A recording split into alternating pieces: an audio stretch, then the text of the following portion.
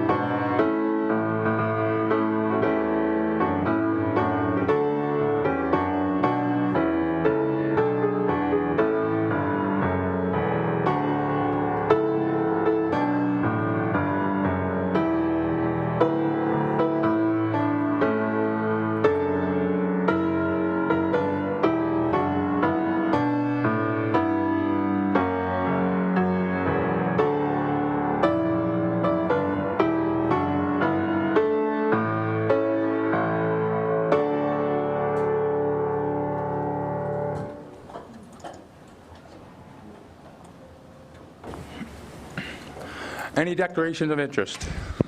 Hearing and seeing none. Moving on to presentations, delegations, and announcements. We do have a delegation, C.1.1, Charlene Riopel, Renfrew County Voices, regarding program and support within the community. So I would please welcome and invite Charlene to come up to the table. And make sure that that mic has a green light on it. And welcome, and thank you for attending. I will turn it over to you. I would like to take this opportunity to thank Mayor Sydney and Council for your time. My name is Charlene Riopel, and this is Elaine Lamont. To start off, we're not therapists or doctors or social workers. What we are is a group of concerned parents and volunteers.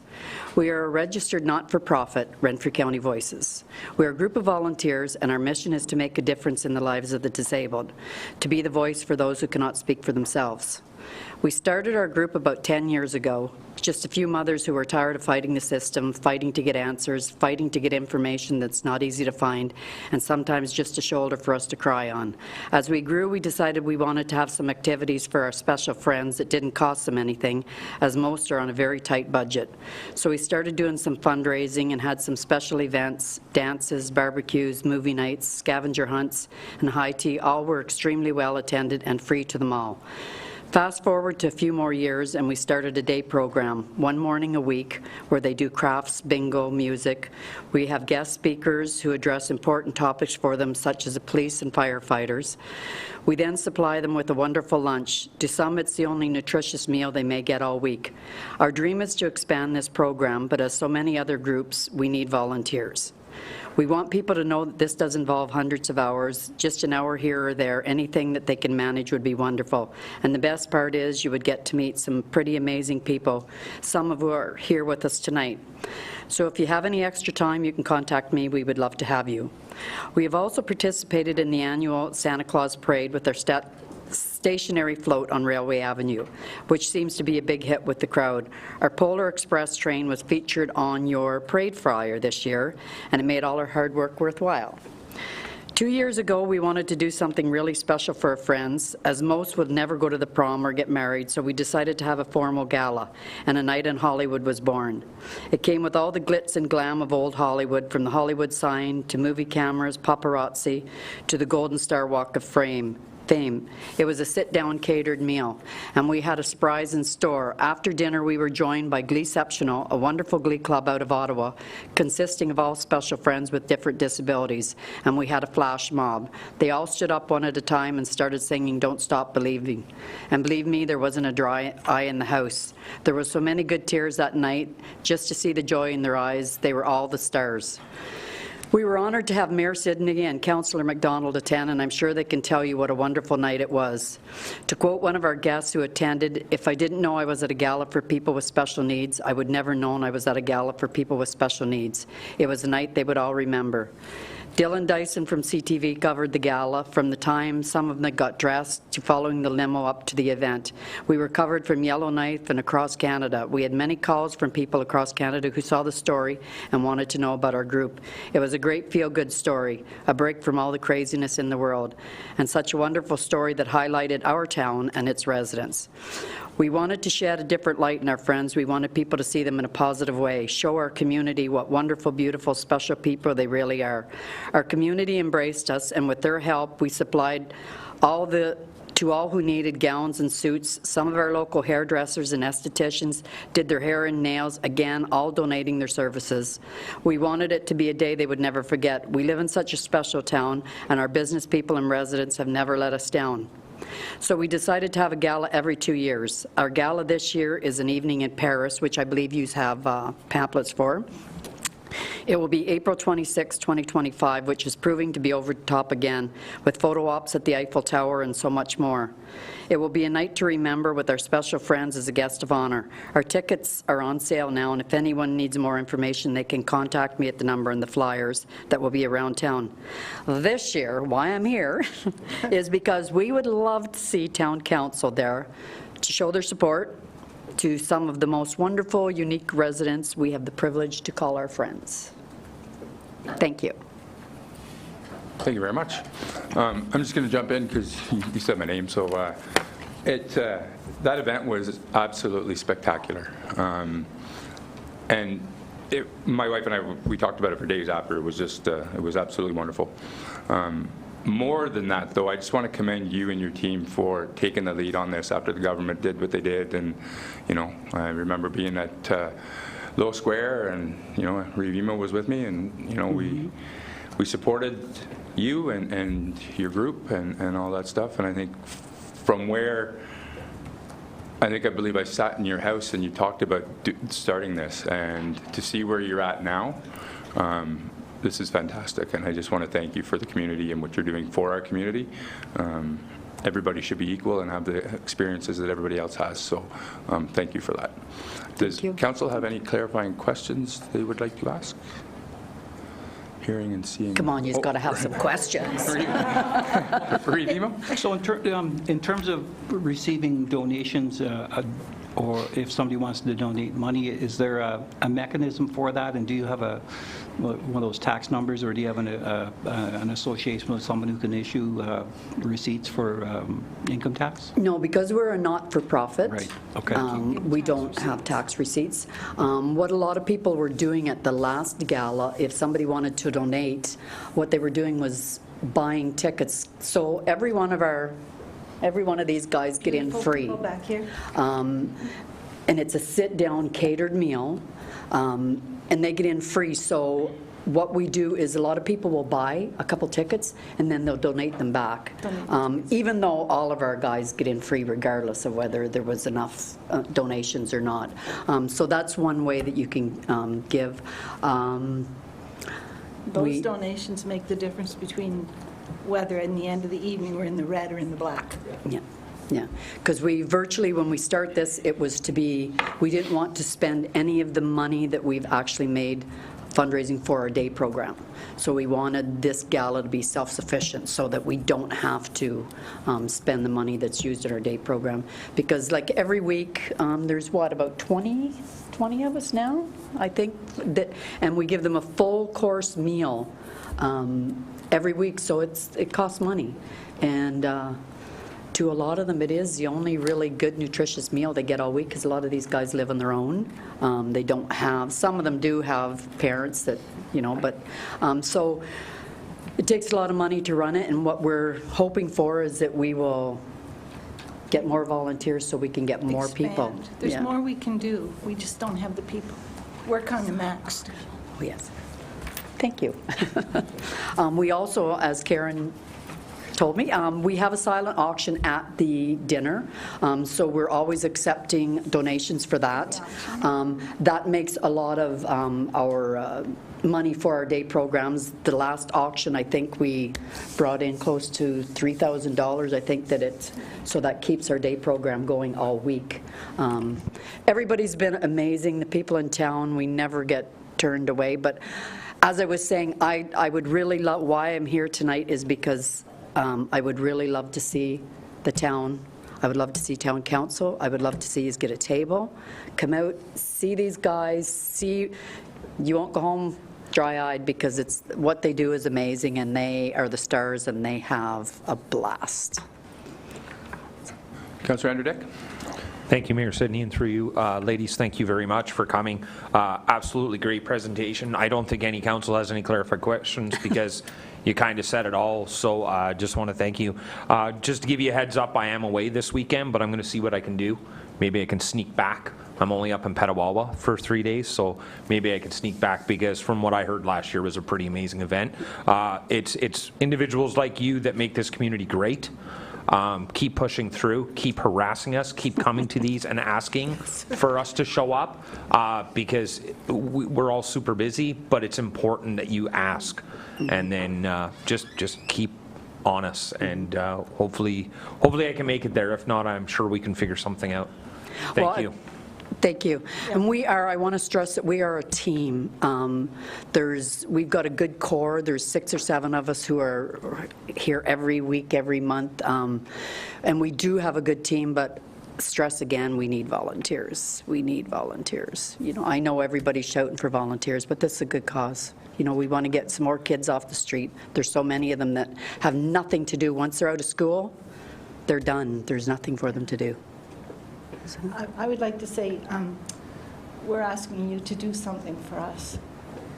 We're going to do something for you if you come. Mayor Sidney? Yeah. And I just missed giving my buddies high fives at bowling. I see my man there. Thank you. Review? There's 2 things, if you need, everybody needs, but if there's funding, the United Way has their community fund investment, so they have their annual call for proposals for community fund investments. So if you go on their website, and the due date is February 21. So they fund a lot of smaller community groups across Ontario, Eastern Ontario. I sit on their board, so I see some of the stuff coming in, so that might be of interest to you. The other thing is by March I believe 14th, the Community Giving Foundation, it used to be the Pembroke Community Foundation, but it's expanded its borders for all of Renfrew County. They also have some funds that might be of interest to you. And so the applications are on both of those websites, so those might be something that you can access for a program or a specific event that you're doing. Okay. Thank you. Thank for you. that. Yes. Anything else from council? Seeing none. Okay, thank you very much I for want to listening thank to you us. for coming. And just to let you know, you do not have to stay because it's No, you can leave. They got bowling. It's they not got bowling, so we got to go. It's not very exciting. Thank you. Me not. I have my. All right. Moving on to C.2, the 2025 water and wastewater budget presentation, and I'd like to turn it over to our Treasurer Director Jackson. Maybe, yeah, but just wait a minute. Thank you.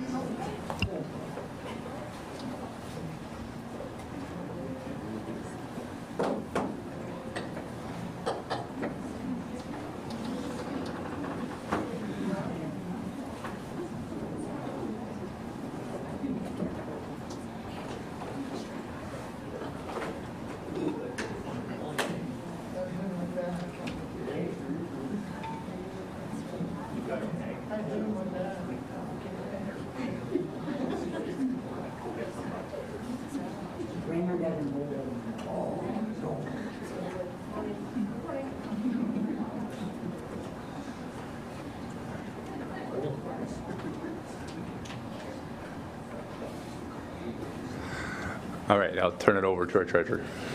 Okay, thank you. So we're going to go through on the agenda the financial software update, Aqua, water and wastewater summary, and water and wastewater draft rates. So the financial software update, so this budget is presented with the new GL codes for 2025. The new budget software is not implemented yet, but hopefully it will be implemented in time for the tax-based budget and the financial software. So we do have the GL codes all up and running in the new financial software. We're just finalizing confirmation of continuity. And then the agreement with Aqua is dated January 1st, 2024 to December 31st, 2033 for the management, operations, and maintenance services of the Renfrew water and wastewater treatment, collection, and distribution systems in accordance to the agreement passed by Bylaw 97/2003. So Aqua. The town of Renfrew has hired Aqua to perform most duties on behalf of the town, but excludes the water meters installation and maintenance. Aqua, as of January 1st, 2024, looks after all distribution of water and the collection of wastewater until the end of 2033. Aqua continues to look after the treatment for both water and wastewater until the end of December of 2033. The annual contract proposed increase for 2025. I just highlighted a few things. There are some other ones as well. But in 2024, staff added a 5% contingency to the proposed Aqua budget as it was the first year of the contract. So they just wanted to make sure that there was enough funds on the contract itself. In 2025, staff are not recommending a contingency as Aqua was able to keep within their budget. So I'm not adding any percentage for the contingency for operations. The overall increase to Aqua contract is 4.3%. Salaries and benefits for Aqua union staff have increased at 9.5% over 2024 due to a collective agreements increases. And in 2024, the overall responsible operator pay was not included in 2024 and is now included in 2025. There's a couple of other things that happened that did cause increases in operations. As we all know, chemicals and materials and office and supplies go up each year, so those were increased, and that's a regular thing. So on the next slide, it just outlines what the operations were, what the management fee, what the total was in 2024, the 5% contingency, and the overall 2024 budget. I did also include for you a piece of paper that has all of the slides on it. If you have any questions, don't hesitate to write those down, and we'll speak to those questions, my understanding from the CAO, once my report to council comes up later on, as this is just a presentation, and then the report will speak to and have questions at that time. So you can write your questions on that sheet. You'll see here the 2025 operations management fee and the total, and the 0% contingency, and the 2025 budget. So there is the difference percentage-wise for water distribution, water treatment, wastewater collection, and wastewater treatment. So, and that goes to the actual 2024 budget and not their budget, not Aqua's budget, but it includes the difference between the added contingency and what we budgeted for last year compared to what we're budgeting for this year on Aqua contract, and that is 4.3% increase. So the next page just outlines all of the Aqua proposed water treatment maintenance plans. They've outlined a number of things, and I've also provided you, now I just reported on this screen, if you can go to the next screen, Carolyn, on this screen the 2024 items and not the, or sorry, the 2025 items and not further on. So you'll notice in the colored piece of papers that I've given you with that all outlined, it includes it for the 10-year or 5-year plan for when things are going to be completed from Aqua. The proposed water distribution maintenance is there as well, and all of the items are listed. And this is above and beyond the Aqua contract. Just to be clear, the Aqua proposed water treatment capital, these are minor capital in nature and major capital in nature, what they deem it to be. You'll have to go to the next screen. Yeah. And council can decide on what those items should be and what they shouldn't be, and perhaps we can have that discussion at a later date with Aqua present to determine why some of these need to be replaced. This doesn't necessarily mean that these are our capital projects. This is just Aqua's capital projects. So in addition to that, there's town projects. Aqua water distribution capital, and what they're proposing, and then the town capital, water capital in total. There are a few carryover projects: the water treatment plant, the manganese treatment system, the standpipe mixing system, the water and wastewater storage building, Dominion Street and 8th Street, and then we've identified as staff a priority project due to the number of breaks that have occurred on Mway Park Drive, and a proposed, also a proposed project for meter replacement, as the meters are coming to the end of their useful life. They're still running, but we're replacing a lot more each year, and the company that has the meters is recommending a complete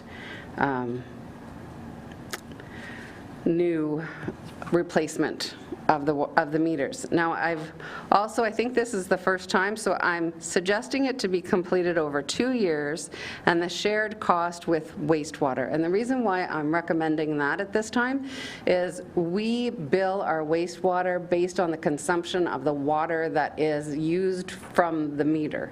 So I felt that it would only be fair for wastewater to cover half of those costs as well, even though it's not metering the wastewater. We use it to determine what the wastewater consumption is, because it's based on water in, water out. Then we go to the wastewater treatment maintenance, and again, this is just the 2025 identified projects.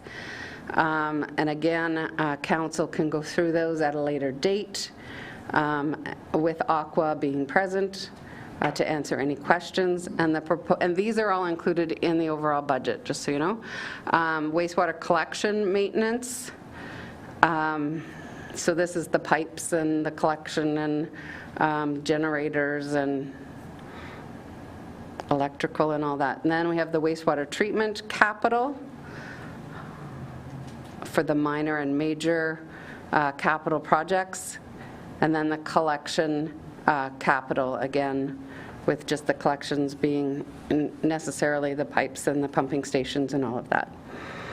The town wastewater capital, again, we have some carryover projects in 2024, the Argal Street sewer design, the O'Brien pumping station design only, and the water and wastewater storage building of half the costs, again, being shared between water and wastewater, and the proposed project of the meter replacement, and then an old one that was proposed in 2019, an old wastewater treatment plant demolition.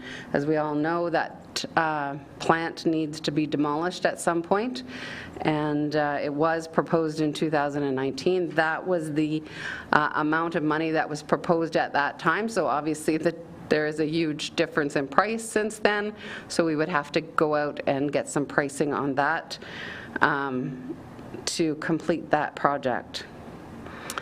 So the next slide is a water and wastewater summary. So the water summary, the operating is 2.7 million, capital of 1.8 million, which includes all of the capital, Aqua's as well as ours.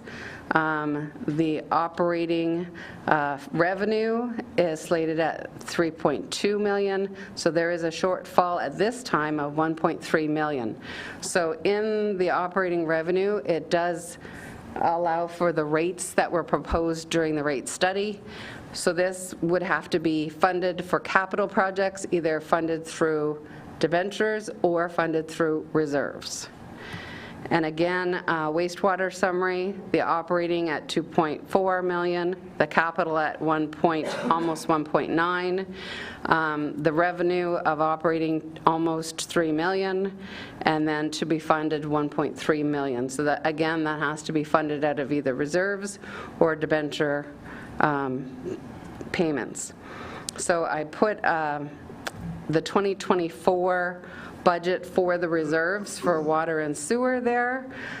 After all the allocations, the addition to reserves in 2024 and the proposed financing of the projects, knowing that some of those projects are being carried over, it was proposed at the end of 2024 that we would have 1.4 million in sewer and almost 2.9 in water reserves. And the next slide is the water and wastewater draft rates, the base charge draft rates, and the consumption draft rates. So in 2024, for meters that were 3/4 inch, it was $47.52 based on a bi-monthly billing, and the draft for 2025 is $50.84, an increase of 6.99%. And this is directly as a result of this water and wastewater rate study that has been adopted by council and has been followed over the years of 2020 to 2024. Over wastewater, we're seeing in the base charge an increase of 1%, with a total of a 3.92% for wastewater, for base charges, and in consumption, the draft rates, water going up 2.13%, wastewater 0.81%, for the consumption draft rates of an increase of 1.52%. So, and again, I just want to make sure that council understands is that these rates have been adopted each year according to exactly what the rate study emphasized, and I'm just following it at this time. In my report to council under the water and wastewater draft budget, I've outlined some issues as to, if we deviate from these rates and what those implications are. So again, I guess the questions will come later on. So save your questions. Great, thank you. Moving on to the Town of Renfrew Quarterly Report. And I'm going to turn that over to Director Latondras.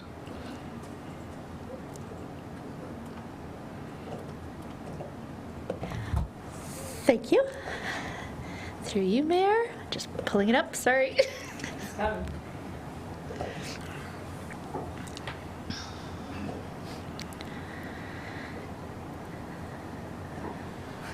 Apologies, I was reviewing it earlier. Got to scroll back here. So this is my last quarter. That was the last quarter that I was acting CAO. So again, the intro kind of just highlighting all the different things that we did through Q4. Definitely was an eye-opener for me about how much goes on in the town, and it certainly didn't stop in the last quarter.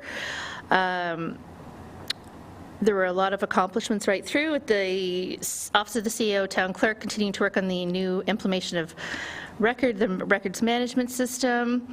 Recreation and community services continued with camps and activities and events, including the Santa Claus Parade. Library continued to make strides in accessibility with their renovations. We had operations restructured and streamlined in certain areas. Finance Corporate Services, working on the new, implementing new systems. Fire and Protective Services, and a lot of public education. and Public Works Engineering Infrastructure with a lot of construction projects completed or almost completed. So basically, the accomplishments reflect our dedicated effort to enhance community services, improve infrastructure, and engage residents effectively. By focusing on accessibility, financial management, safety training, and community events, we are fostering a vibrant, inclusive environment for residents.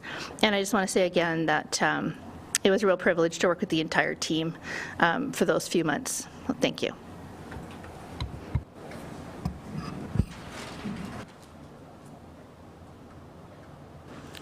I want to turn it over to our CAO. Through the mayor. So my part in this report is just mostly an introduction to myself for the community. As it says in my report, I am extremely excited and thrilled that I get to be a part of the town of Renfrew and the plans that everyone has for making this an absolutely amazing town. The staff here, the directors and council have all been really great at welcoming me and helping me get integrated into the community. I extend my gratitude to Director Latondras for being an acting CAO. It is not an easy position for anyone to have to fill on a short period of time. And I look forward to being able to work with all of the directors and managers and staff that sit at these tables and work for the town. And I look forward to our operations ahead. I do want everyone to know that we do have a staff spotlight. We always do this in our quarterly reports every quarter. This time we are focusing on the finance and corporate services team, and so we do have a picture there. I do encourage everyone to please access the full document of this report. We'll allow each director to speak to their specific sections, but we do like to highlight the amazing work that the finance and corporate team do provide for the town, and for all these great staff that serve you every day when you come into the town hall. Great, thank you. And now I'm going to turn it over to our treasurer. Thank you, Mayor, through you. So I guess we got the spotlight this quarter. So the Finance and Corporate Services Department, as you know, we look after budgeting, financial planning, account collection, payroll services.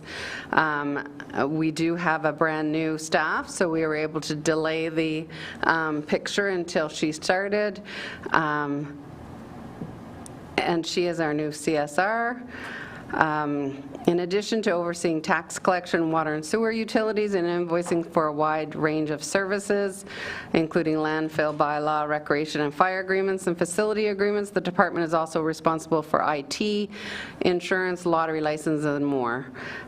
Staff's expertise and commitment to help maintain the town's financial stability and ensuring essential services and infrastructure projects can continue to support our residents is above and beyond.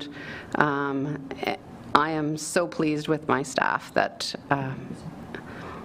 best staff I've ever worked with, so very good. Great, thank you. Second. I now turn it over to our clerk.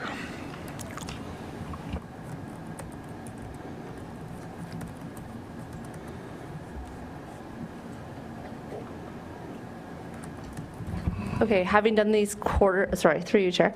Having done these presentations a couple times by now, I do know each of the departments kind of give a brief overview. So what I'm going to say is, just to start, this document is part of our agenda package and is posted online. Rather than trying to keep up with each of the staff as they jump through their different sections, I just encourage both council as well as members of the public to actually go in and read the stats and the key findings from each of the different departments. There's lots of good information there.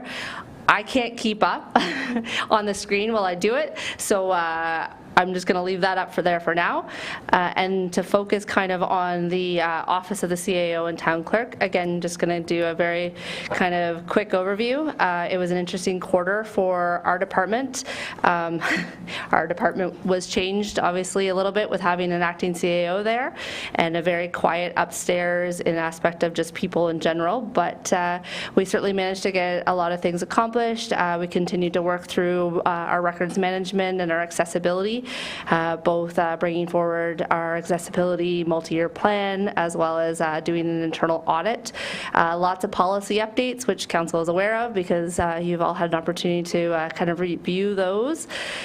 We did get started with elections, both getting kind of connected and up to date with Elections Ontario, which will be kind of the main content provider for our upcoming municipal election, as well as the provincial and federal that we seem to be headed that way right now.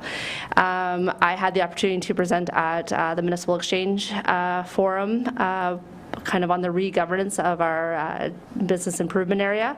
So an opportunity to present to the province, which was kind of cool. And we also kind of underwent and started going on our marriage license modernization, which we did talk at council with just recently, which was getting hooked up through the province to have everything go online, making it more accessible for anybody trying to obtain their license and their documentation.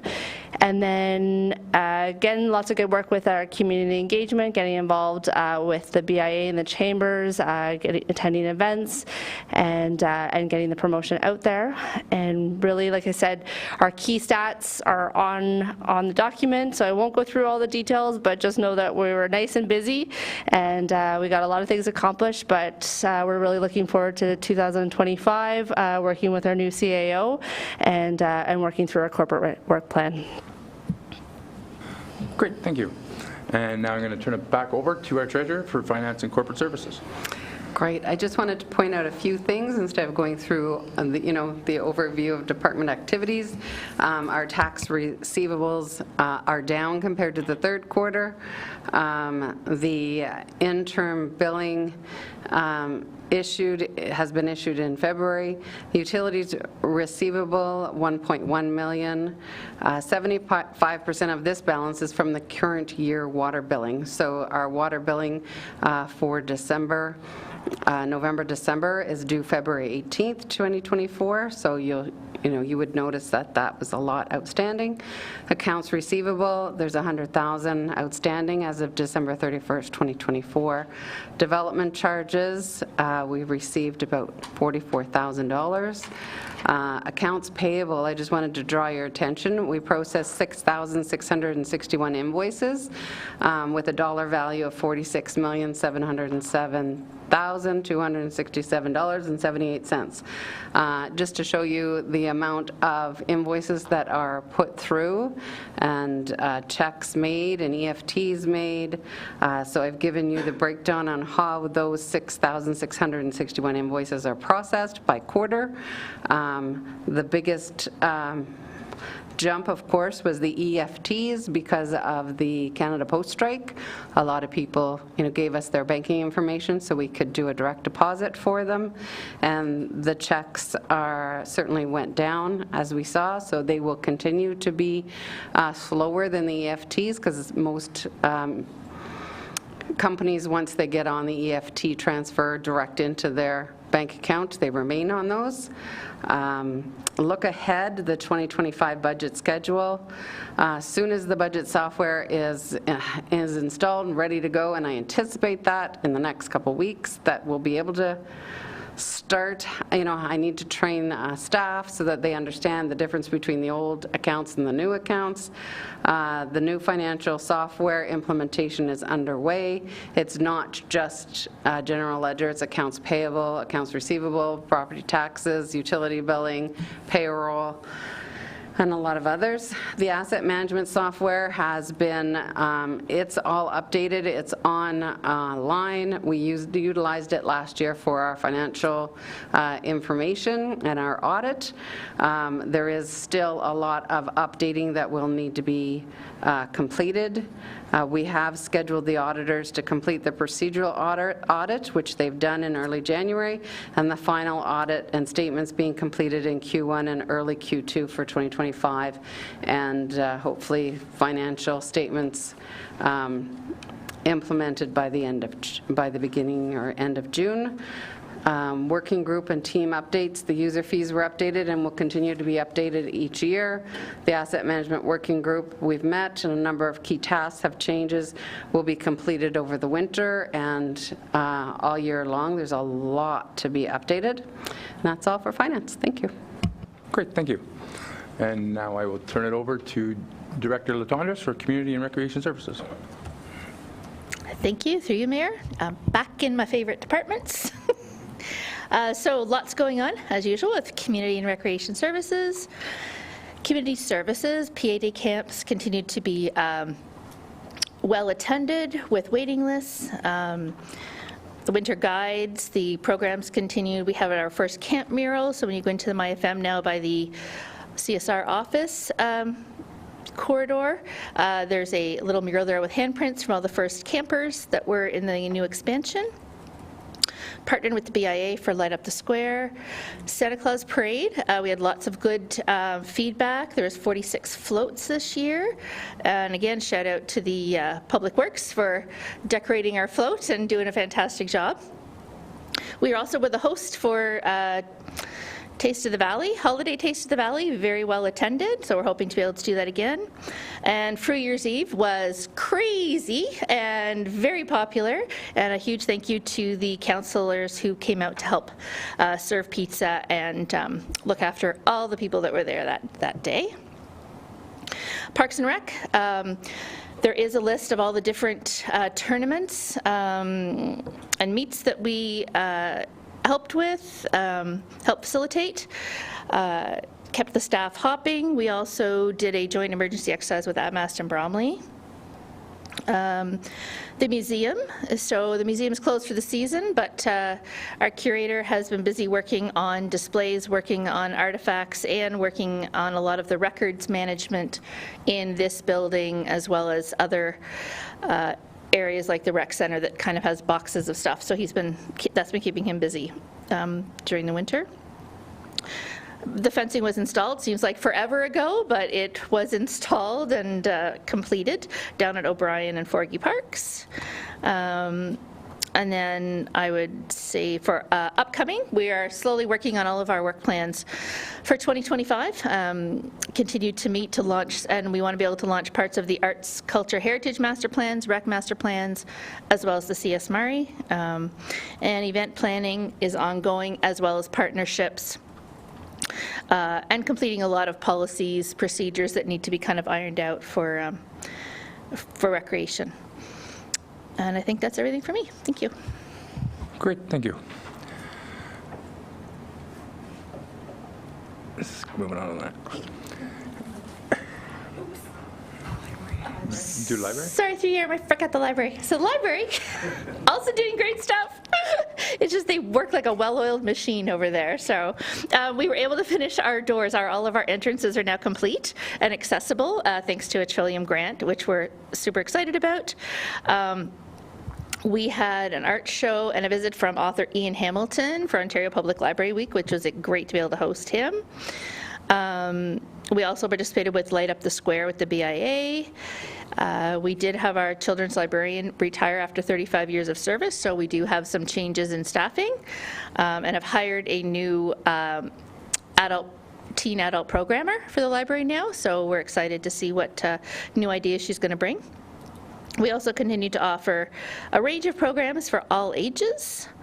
And in the fourth quarter, we had 158 new library patrons and welcomed over 11,000 visitors. The Children's Department had 77 programs with an attendance of 812, and the Adult Department held 62 programs with an attendance of 1,364. Thank you. Thank you. And I will now turn it over to Director Bishop for Department of Infrastructure, Public Works, and Engineering. Thank you, through you, Chair. So our construction projects in the fourth quarter of 2024, we just kind of wrapped up for the winter. Landscaping was complete, line painting complete on most of those projects, and then kind of closed up just for the winter for the ones that are still ongoing. Our design projects that we had going on in 2024 either had finished up or are also ongoing. The master transportation plan was complete and finalized by BTE, and it's available on the Town of Renfrew website. In Public Works, we were able to secure one-term employee. We started winter maintenance, assisted with landfill operations and hauling materials to the landfill, prepared reports for salt, gravel, and fuel for reporting, and then the snow hauling, grader, and dozer rental tender was awarded to BEI in Q4. 73 locates were completed.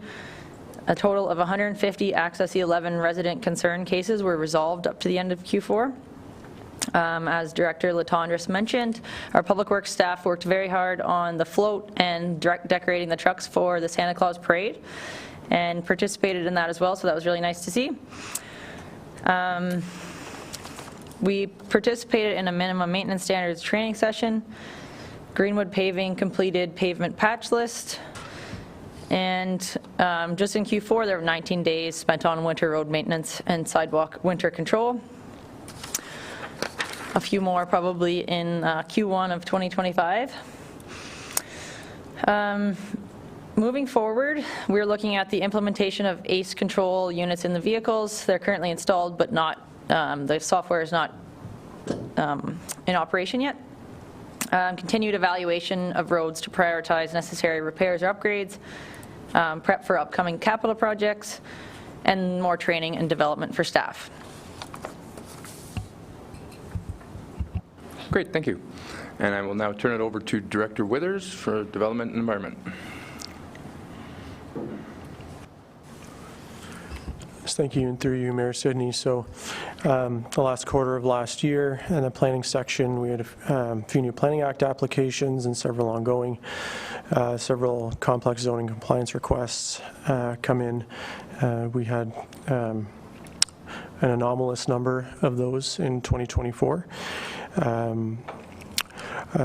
Work in earnest began on the Renfrew secondary plan, which we are undertaking in-house, as well as continued coordination on official plan review and master servicing plan, as well as the MyFM Center expansion project. We coordinated with the county on a number of initiatives they have going on. They're looking to move forward on some housing projects within the town of Renfrew. We're hoping to come forward with a presentation by the county on March 25th, as well as an MOU related to one of them. It'll be made public at that time. With building, we issued occupancy on a number of large developments, including St. Joseph and St. Thomas the Apostle schools, Boston Pizza, residential apartments at the post office, as well as the former McPhail and Perkins building. We issued 13 permits in the fourth quarter, and our planning technician and building inspector completed her internship and is expected to begin undertaking inspections in 2025. Environmental services at the landfill, 2024 revenue budget and tipping fees, we were in line with that. We did experience notable increases in leaf and yard waste and brush resulting from the windstorm in May, as well as notable increases in excess soil resulting from new provincial requirements, and of course most of that soil coming from our road projects. We ended the year reviewing our options with respect to the steep waste slopes at the landfill and revised waste contours, and we're going to be considering options related to the consultant that we use on that in coordination with the MECP. We have ongoing work on getting our operations personnel in place and working well. We did experience quite a bit of turnover at the landfill at the operator positions last year, and challenges with adequate coverage. We do have a report coming forward this evening in that respect. Ongoing coordination with Aqua on wastewater treatment plants and distribution collection systems. We're happy to report the manganese treatment system is, we're going to call it 99.9% complete. We are waiting on a gauge to be installed before that's fully operational. but happy to see that be completed. We do have some work that's required, some design snags we're into with respect to the cross auger at the wastewater treatment plant. Hopefully we can figure out an option there that allows us to divert that sludge as planned. Just looking ahead, we're hopeful to adopt the Renfrew secondary plan next month. We are looking at scoping a review of the community improvement plan for 2026 for consideration by the Economic Development Advisory Committee. Obviously continued management and advancement of a number of development applications, working on our various long-range planning projects, and of course continued work on the Bonnechere River Park and Trail project that we are advancing. And that's our report. Thank you. Great, thank you. And I will now turn it over to Chief Guest for Fire, Emergency, and Protective Services. Thank you, through you, Mr. Mayor, to all of Council. So this is the quarterly report, the last report for 2024 for Fire, Emergency, and Protective Services. Just a brief overview of training. It was a busy few months for the full-time and volunteer crews. We focused on some topics including medical first response, shore-based water rescue, various hose loads and deployment tactics, ladder deployment. Just to note that 2 staff members also attended Huntsville Fire Department for NFPA 1033, which is a fire investigator course. This course provided both theory and practical hands-on investigation courses. Some topics that our volunteer crews focused on: building familiarization tours, shore-based water rescue, PPE, and ladder deployment. In terms of public education, promoting fire safety and public education is critical. It's a critical component of any fire prevention program. As such, we send out several public safety messages throughout the year, which leads into Fire Prevention Week. So from October 6th through the 12th, Fire Prevention Week was held, namely at the Renfrew Fire Department. So in total, we had approximately 600 students attend the Renfrew Fire Station to participate in various activities. Students learn critical fire safety life skills, and these aren't just skills for students and early years. They're skills that we build upon, from kindergarten right up through adulthood. Skills such as stop, drop, and roll, crawling low under smoke, as well as the importance of having home escape plans. The fire department also attends the schools to meet with kindergarten classes. We also hosted a coloring contest with 4 winners in 4 different age categories. Each one of those received a gift certificate. Some other notable public education initiatives that were distributed: Halloween safety, change your clocks, change your batteries, carbon monoxide awareness week, and holiday fire safety initiatives. Under bylaw, our officer was busy throughout the quarter with numerous complaints, along with proactively identifying concerns. Just to note, we had some subjects living in a trailer in a rear yard, several property standards issues. It could be from broken and dilapidated fences to piles of debris in the yard. Most of these are, when he is on patrol, he notices some of these issues that he deals with. Our crossing guard team continues to provide safe crossing throughout the town, regardless of weather conditions. They are always there and always reliable. I'd like to note that after 22 years of service, one of our crossing guards has retired. Arlene McLean retired from her position as a crossing guard. I would like to thank her for her dedication and commitment to keeping our children safe as they make their way to and from school. Key fire stats: there was a total of 48 emergency responses between October and December. That was down from the previous year. Under bylaw in this quarter, our bylaw officer did complete some training on conflict avoidance as well as basic use of force. Parking enforcement, our officer continuously and actively patrols Renfrew regarding parking infractions. A total of 181 parking tickets were issued between October and December. That was up quite a bit from the previous year. I think it's important to note that our officer also conducts regular patrols through our school zones and has been doing so since the town took over in January of 2024.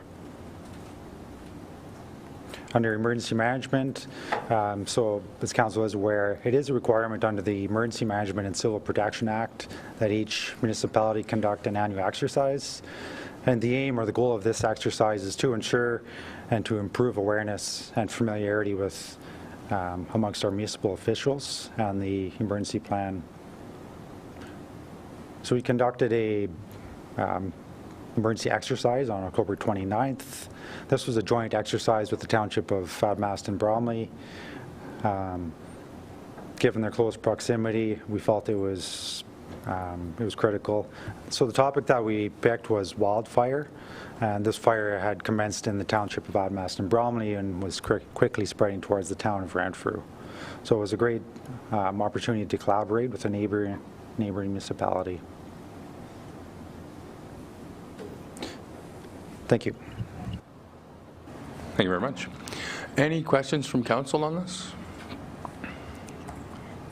Councillor Anderdick? Thank you, Mayor Sidney. And through you, just a few small issues that not issues, just comments or questions. And the first one would be to Chief Guest regarding the crossing guard situation. It's not so much a question, but it's more of a comment. Recently, a few weeks or a few months ago, the Renfrew County Catholic District School Board, I don't know who approved to move the crossing guard, the crosswalk, but they moved it from Bulger and Raglan up to Raglan and First Street. And there was many issues where children, one child was almost hit by a bus. Lots of issues because the crosswalk, the temporary crosswalk, was right at a driveway and a street, and the crossing guard was having major issues. So I guess my only concern is that I'm not putting blame on anybody.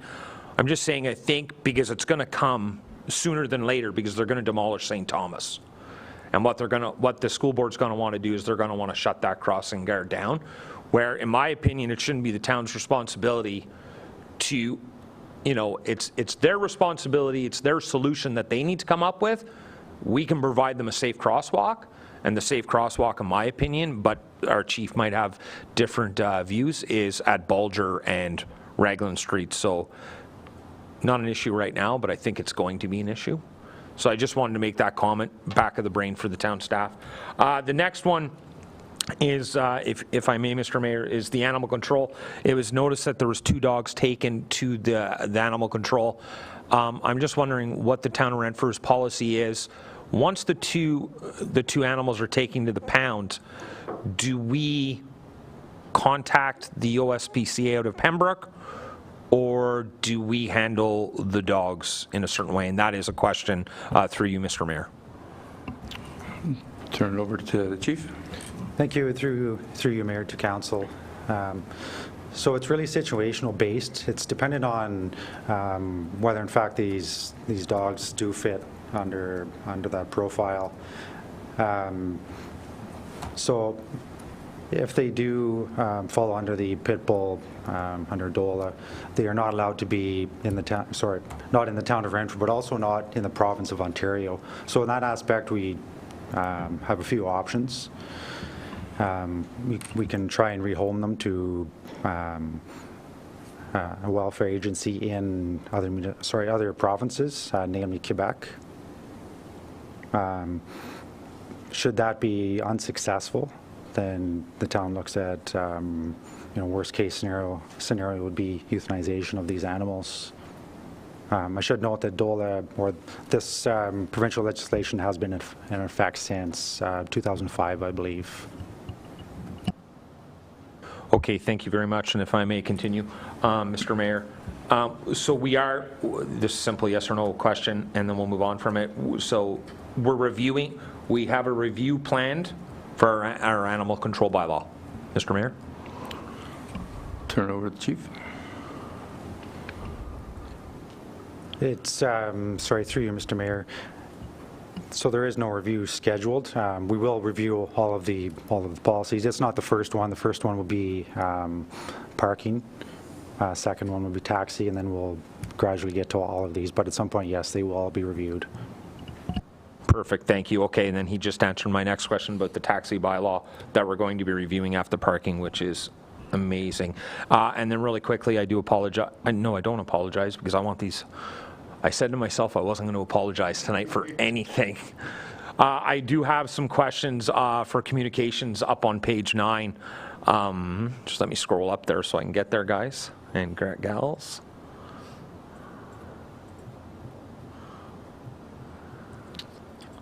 Okay, here we go. So, Mr. Mayor, the communication part of this presentation, it just says from October 1st to December 31st, we're just getting Facebook data. So my question then would be, where else are we communicating? So for 3 months, we communicated, but we only communicated through Facebook. So I know the numbers seem very, very high. However, they're not accurate. They're just, this is Facebook telling you what they want to tell you. So anyways, where else are we communicating? So are we utilizing our 2 radio stations? Are we, in town? Are we utilizing the Eagle Leader? Are we utilizing everything else that's available to us?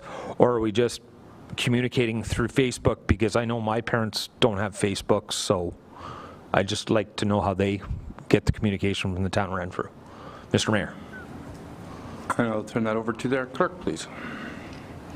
Okay, through you, Mayor. Sydney, so that's just one component of how we communicate with the town. We do have both radio, we work with 2 of the radio companies that are kind of local to this area. We put out newspaper ads, we use our website. So there's a number of different communication tools that we do use. What we're reporting right here is just strictly the metadata that we have, which is through Facebook.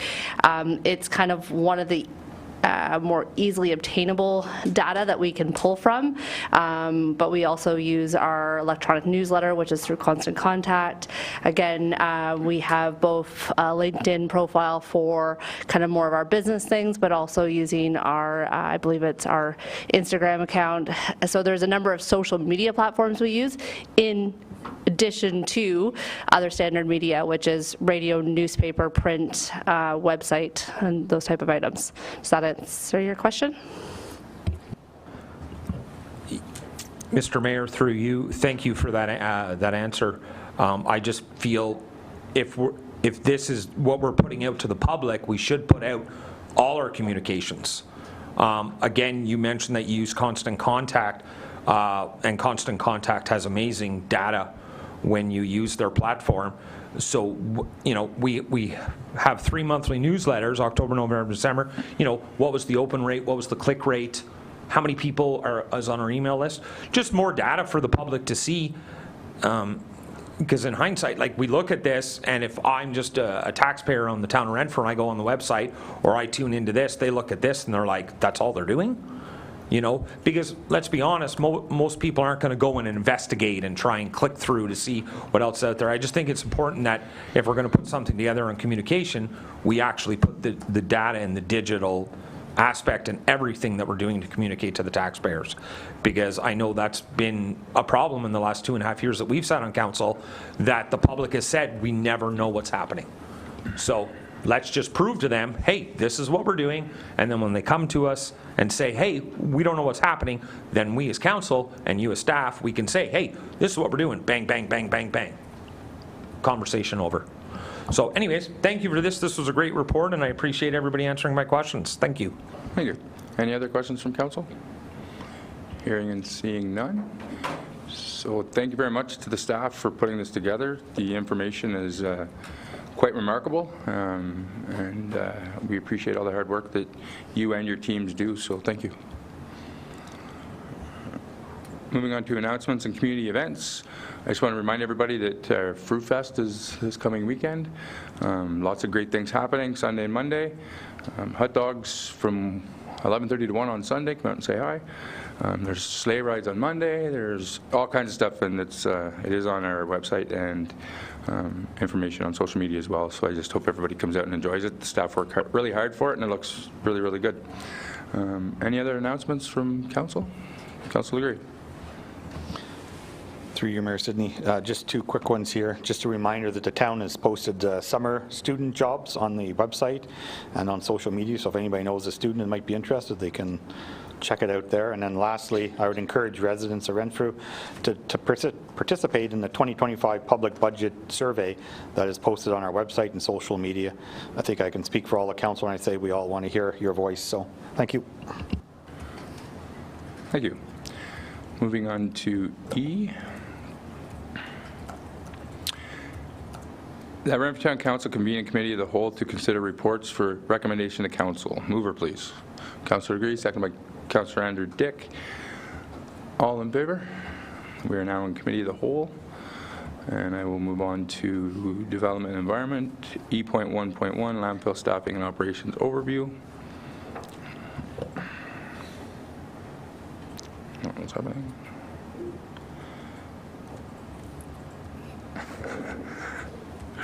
Oh, there we go. Sorry, my computer just went all funny there for a second. Yeah, go ahead.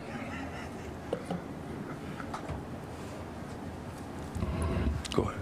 Through you, Mayor Sidney, just while you deal with your computer issue, I'll go ahead and read the motion if council's in agreement to that.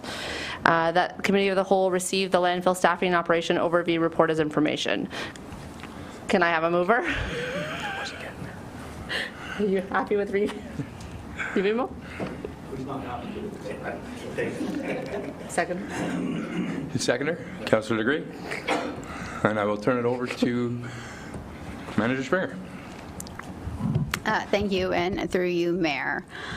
So just as a reminder that the town of Renfrew took over operations of the landfill site in 2019. However, we've always owned the site.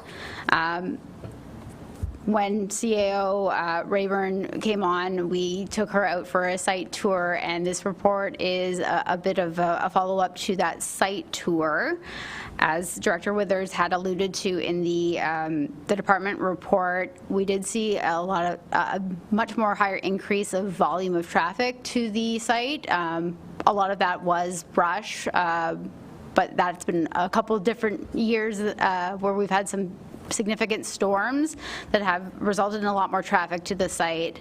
And additionally, we've had a lot of operational issues, which we've talked about many times in the past here. So the Renfrew landfill does provide services to our residents, but also our services to our own organization in terms of processing the curbside waste, processing the biosolids from the wastewater treatment plant. A new thing is the excess soils, which we're still trying to learn what the new regulations are going to require, because they are strategically implemented in stages, so it's not fully implemented yet.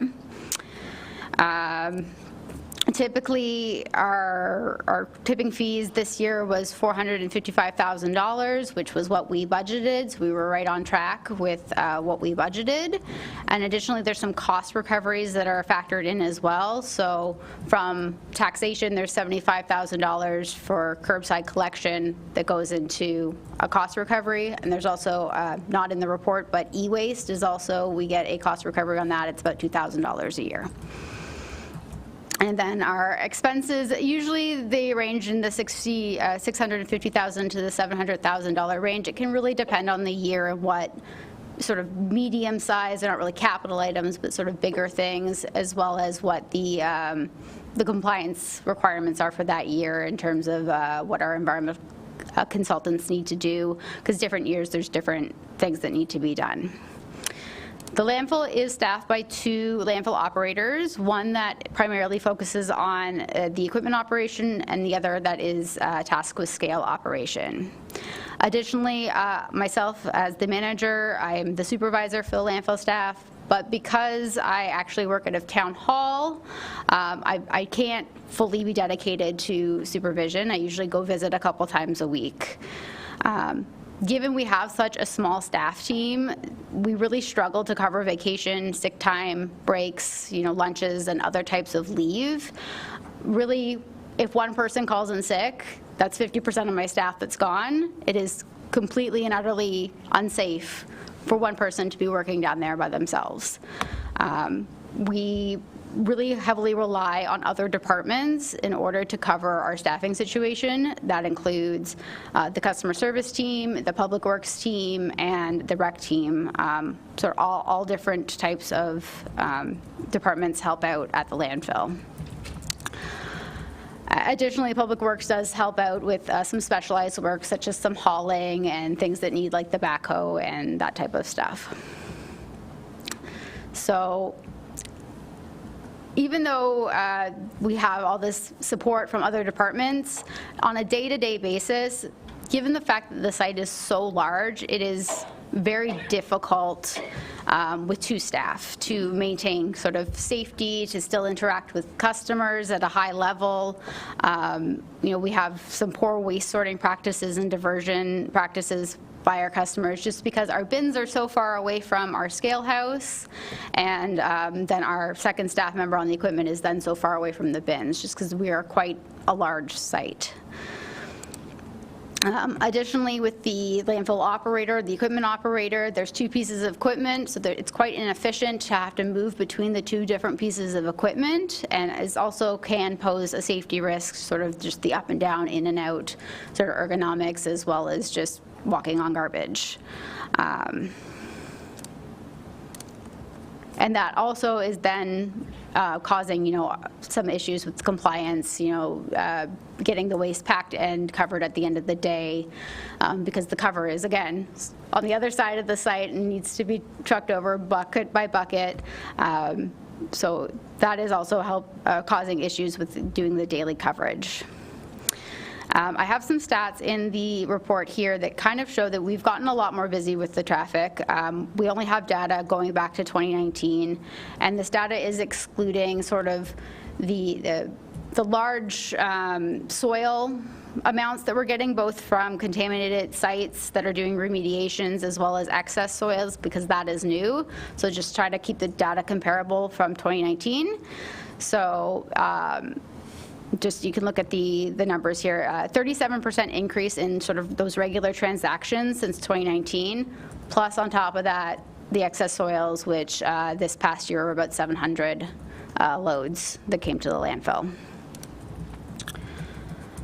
Additionally to our regular operations in the summertime for 4 months, we have the Household Hazardous Waste Depot, and it gets approximately 2,000 users a year. We don't track that through a proper computer system. It's just sort of a logbook, so that's a guesstimate.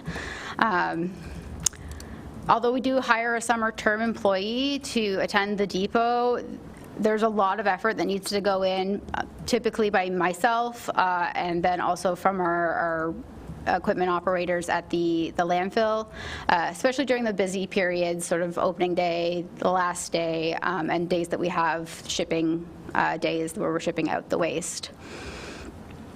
So additionally, we're working on that. As Director Withers alluded to, we have experienced a high staff turnover rate this past year for various reasons. Mostly the operators have noted that we weren't able to offer a 40-hour work week. Since we have changed the hours recently, we were able now to offer a 40-hour work week. So we're hoping that this will make staff more inclined to stay with us. However, in 2024, we had almost half the year where we had a vacancy. So it was very difficult. Additionally, we do have the new blue box regulation that's coming fully into effect in 2026, and there's going to be some changes to the recycling program that are going to cause issues regardless of what council chooses. We will talk about that further down the road when we have more information to share with you. But there's going to be some issues with recycling where we're going to need to put more staff time dedicated to recycling. Again, either way, just because there'll be some, like, I'm going to try to say, sorry. Basically, we'll just need to put some more time towards recycling to make sure that the things that can be recycled are being recycled, and that, you know, waste is being sorted properly, and we're diverting everything that we can. So in addition to possibly increasing the staff complement, we might also benefit from the addition of a lead hand role, similar to what we have in Public Works and Recreation. This helps to ensure continuous operational supervision for the landfill staff, because I'm not able to be there at all times, and helps to make sure that everything is happening in a coordinated fashion between the administrative functions and the operational functions. So an addition of another full-time permanent employee would mitigate a lot of the staffing issues and health and safety concerns resulting from the existing staff complement of 2, while supporting an appropriate level of service given the fact that we are experiencing operational challenges, we are having increasing traffic to the site, and because of the changes to the regulatory climate in terms of recycling and excess soils. Thanks. Thank you. Any questions from council? Councilor McDonald. Thank you. Just for clarification, did I hear you right that we were having a problem with regard to retention because we did not have a 40-hour work week previous? Through you, Mayor, that is correct.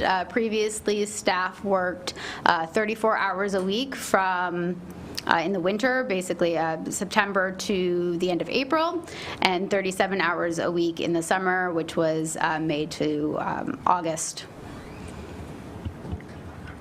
Any other questions? Revimo? Your Worship, and through you, what I noticed was the 18,000 tons of excess soil versus the 8,200 tons of waste, so it's approximately twice. So does that 18,000, does that take away from our capacity, our lifespan of our site? Through you, Mayor. Yes, it will. However, we've been able to be creative with it, so we can use that excess soil as cover material. We've also built some roads with it, and it will also be used in the remediation of the steep waste slopes. Good, thank you. I was hoping we'd hear that. And the other piece is, so the contaminated soils, my recollection is it can be used for coverage as well. Through you, Mayor, that yes, that is correct. As long as it's geotechnically suitable. Town of Renfrew has a lot of clay from being on the former Champlain Sea, and clay can be very difficult to work with. But in the cases where it's a bit more siltier or sandier, it makes excellent cover. And just a supplementary, if you might. And Swanee, I can't remember what iteration I saw of the regulations, but at one point there was a conversation about the ability of municipalities to take the excess soil that wasn't contaminated and to provide it for use for the residents. Is that still the case, and is it a matter of screening it and selling it, or did that disappear? Through you, Mayor, I'll have to check that specifically, but if it is deemed clean by the regulation, it could be used elsewhere. And actually, there's regulations, probably the next step in the regulation is that it can't go to landfill, but it's kind of weird because we can go to our pit and take clean soil to use as cover and bring it to the landfill, so it's a little confusing. Councilor McDonald. Thank you, Mayor, through you. And I'm just interested in how many hours are we putting towards the remediation of the slopes that are there currently? Mr. Mayor. Through the Mayor, currently the staff at the landfill, like the operational staff, are not putting any time to it. Well, there was a little bit of time this past summer where, because of the excess soils coming in, we did offer a little bit of open for those 2 contractors to come in, so the staff did put a bit of time towards that. Again, we are hoping to meet with the MECP shortly in order to finalize our plan, which may have an operational component to it. But we're not sure if they'll go for that yet. So mostly it's just Director Withers and my time, and Director Withers has some comments, if that's okay, Mayor. Director Withers? Thank you, and through you, Mayor Sidney. So by finalize the manager means we've got to redevelop a strategy here. So we did not see the progress on that project from the consultant that we wanted to see in 2024. We are examining our options. I'm being somewhat careful about my language just in regards to protecting the town's position in this regard, but we are examining our options. So we're hopeful to see much more progress this year on that file. Thank you. Councillor McDonald. Just a clarification, Mayor, through you. So with regard to boots on the ground with towards the remediation, it sounds like we're just trying to come up with a different plan. Is that correct? Yes, that's correct. Thank you. Any other question? Councillor Andrew Dick. Thank you, Mayor Sidney, and through you. So when the report was being read, Mayor Sidney, to me it sounded like we're hiring another staff. Is that correct? Because am I the only one who thought that report sounded like they're hiring someone? No, that was just, they were just explaining that where the landfill is in relation to staff and some concerns they have with staffing. So I believe if there was anything, it would be coming forward at budget time. Okay, so presently, right now, Mr. Mayor, we have 2 full-time staff working down at the landfill. Yes. And this is just a report? Yes. Okay, thank you. CAO? Just for further clarification through the mayor to all of council, this report was designed largely to provide council the information so that during budget deliberations, when we're talking about where level of service you're looking for at the landfill, and when we indicate that we might need another employee, you understand where that's coming from. This was designed to be an informational report at this time so that you're aware of what was experienced and witnessed by myself when I was out there, and I'd asked for the information to come forward so all of council would be aware. Councillor Andrew Dick. Thank you, Mr. Mayor. And through you, if you just to respond to that, so I think the CEO explained it. It's up to council to decide what the level of service out there is. Staff can recommend to us what they want, but it's up to us to decide the level of service. And if we choose that 2 employees are enough, 2 employees are enough, because that's our decision for level of service. So I just wanted to clarify that myself. Thank you. Any other questions? Review. The excess soil has me interested. So, to put it mildly, so was the revenue predicted in a budget to going into budget? I don't need an answer today. But if it wasn't predicted and it's funding we hadn't anticipated, can we consider using it on a go-forward basis this year, on a go-forward basis, as our contribution to reserves for the closure costs? Because we normally put, I believe, $50,000 a year into closure costs, and it would be nice to use that revenue if it's funding we're not used to getting, and it looks like it's not, it may not shrink. Plus, there's the added benefit of using it as internal road building and such. So I'm just curious if there's any way we can use that to limit our actual cash that we'll be putting into landfill. Manager Springer. Thank you, and through you, Mayor. The numbers that are shown in the report here of $1.88 million in excess soil, that is the money, that's the value at $100 a ton. We didn't actually make that. That wasn't actual revenue because we would just be charging ourselves. However, when it comes to contaminated sites, remediations, we do charge for that because typically it's a private site. We did have a big remediation in 2023. However, none of that money went into the closure reserve, unfortunately, and it's now been used. Thank you. Yeah, it wasn't the 1.8 million. I knew I was chipping away at a smaller amount. Thanks. Any other questions from council? All in favor? Carried. Thank you, Council. On to Finance and Corporate Services, capital budget to actuals, January to December.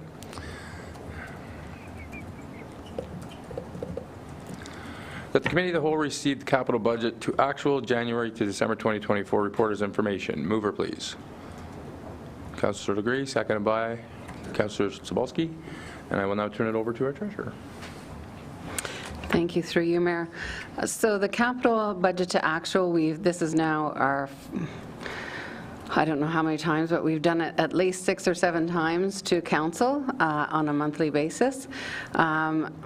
So knowing that you have the information in front of you, and also I just wanted to bring to your attention that the numbers, actual cost to December 31st, will change as we get additional invoices in 2025 that need to be posted back to 2024. So it's not a final number for you for 2024 yet until we have the audit complete, and then I can bring you those numbers at that time. I've compiled the same schedules as before with regards to equipment, rolling stock, facilities, roads, and studies. If there's any questions with regards to those, I can address those questions. And then further, the appendixes A, B, C, and D are prepared by the Director of, oh goodness, what is it called? Infrastructure, Engineering, and Public Works. And if there's any questions on those particular projects, we can address those at that time. Any questions from Council?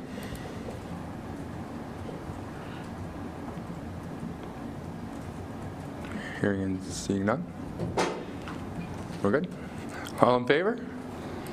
Carried. Thank you, Council. Water and wastewater draft budget. Okay, so here's my report. Oh, hang on. Oops, sorry. That the Committee of the Whole recommend that the Renfrew Town Council receive the 2025 water and wastewater draft budget and proceed to a public meeting on February 25th with the final adoption at that time. Mover, please. Councillor Legree, seconded by Reeve Emo. Before I turn it over to the Treasurer, I just want to remind Council that this is the opportunity to ask questions of the presentation that was done earlier today.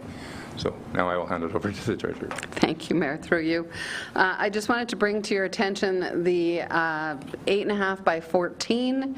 Amanda has told me, gave me information that perhaps this isn't the correct one or the updated one. She has printed it off and will provide it very shortly to you so that you can bring it home and discuss it, or not discuss it, but have any questions that you have, bring those forward.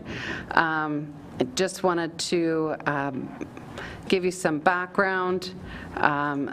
The town of Renfrew now services 3,418 metered water customers and 3,381 wastewater customers.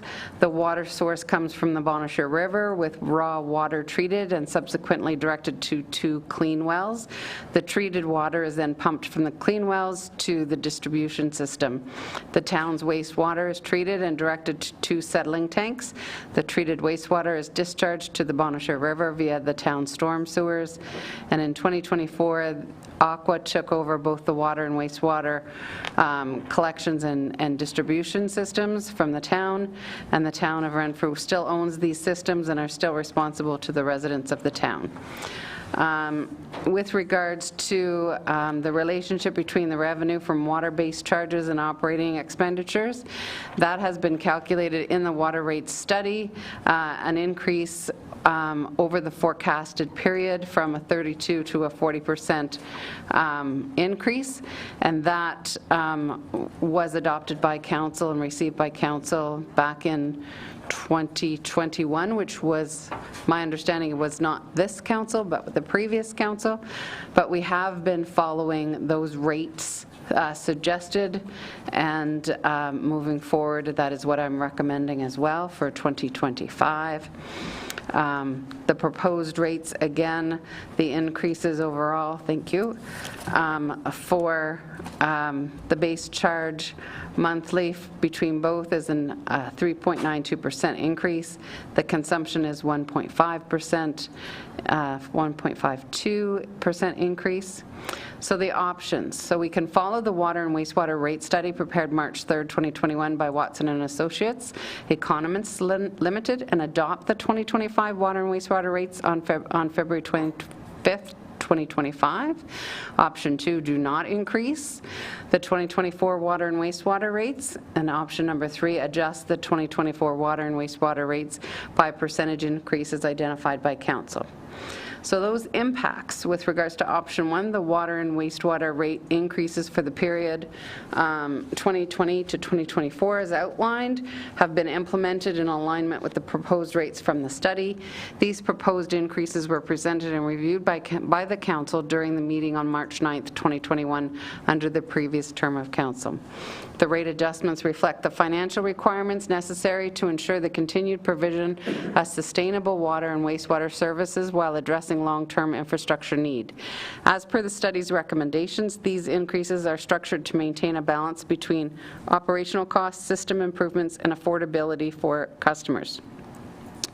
The rate increase for the given period have been applied consistently with each year's adjustment guided by the proposed framework in the study, ensuring that the long-term goals of the utility are met with it while minimizing the financial burden on ratepayers. Option 2. The decision to refrain from implementing rate increases as outlined in the study will result in the suspension of the recommended financial plan for both water and wastewater services. This approach deviates from the structured rate increases, which were designed to address critical infrastructure and funding needs. Failure to follow the proposed rate adjustments could lead to significant challenges, including the continued deterioration of water and sewer systems, insufficient funding for essential maintenance and upgrades, and an eventual increase in costs for residents in the future. Without timely investment in infrastructure, the utility may face operational inefficiencies, higher repair costs, and diminished ability to provide reliable and sustainable services to the community. Option 3, this approach provides the council with the flexibility to either decrease or increase the 2024 rates, offering room for adjustments based on current priorities. However, it does not align with the rate framework, which could present challenges. So the deviating from the study's recommendations, there is a risk of undermining the long-term sustainability of the water and wastewater systems, as it may hinder necessary contributions to reserves. These reserves are essential for maintaining service quality, funding future infrastructure improvements, and ensuring financial stability for the utility. Without adherence to the proposed rate adjustments, the utility again will face increased financial pressure, potentially leading to higher costs or reduced service quality for the residents in the future. Any questions? Councillor Spolsky. Thank you, Mayor. I'll have 4 items, if that's okay. Okay. I will go singularly. Number 1, the rates. My suggestion is that we follow the proposed rates. It's logical. That's my 2 cents on that. I will make a recommendation, at least personally, about the water meter replacement proposal. I do believe that this is something that I don't believe, we're going to have to continuously deal with this as time goes on. Water meters will fail. I do believe that we should look at a 5-year term, 20% per year of replacement. That way it's spread out over 5 years for cost, and then in the future, when they come due again, we're only replacing every 20% at a time. As compared to a 2-year cycle, I believe over 5 years would be a logical way of going about it. And then also we'd have an opportunity if something fails, better allocation of staff to potentially get in there and make a repair if need be. That's my thought on the water meters. I do have a question in regards to our current debentures. When are we free of our big debentures that we have on our water systems right now? Can someone answer that? Yeah, I can answer that. Just let me bring it up. Sorry, through you, Mayor. Yep. Debenture schedules. I can find it. Yep.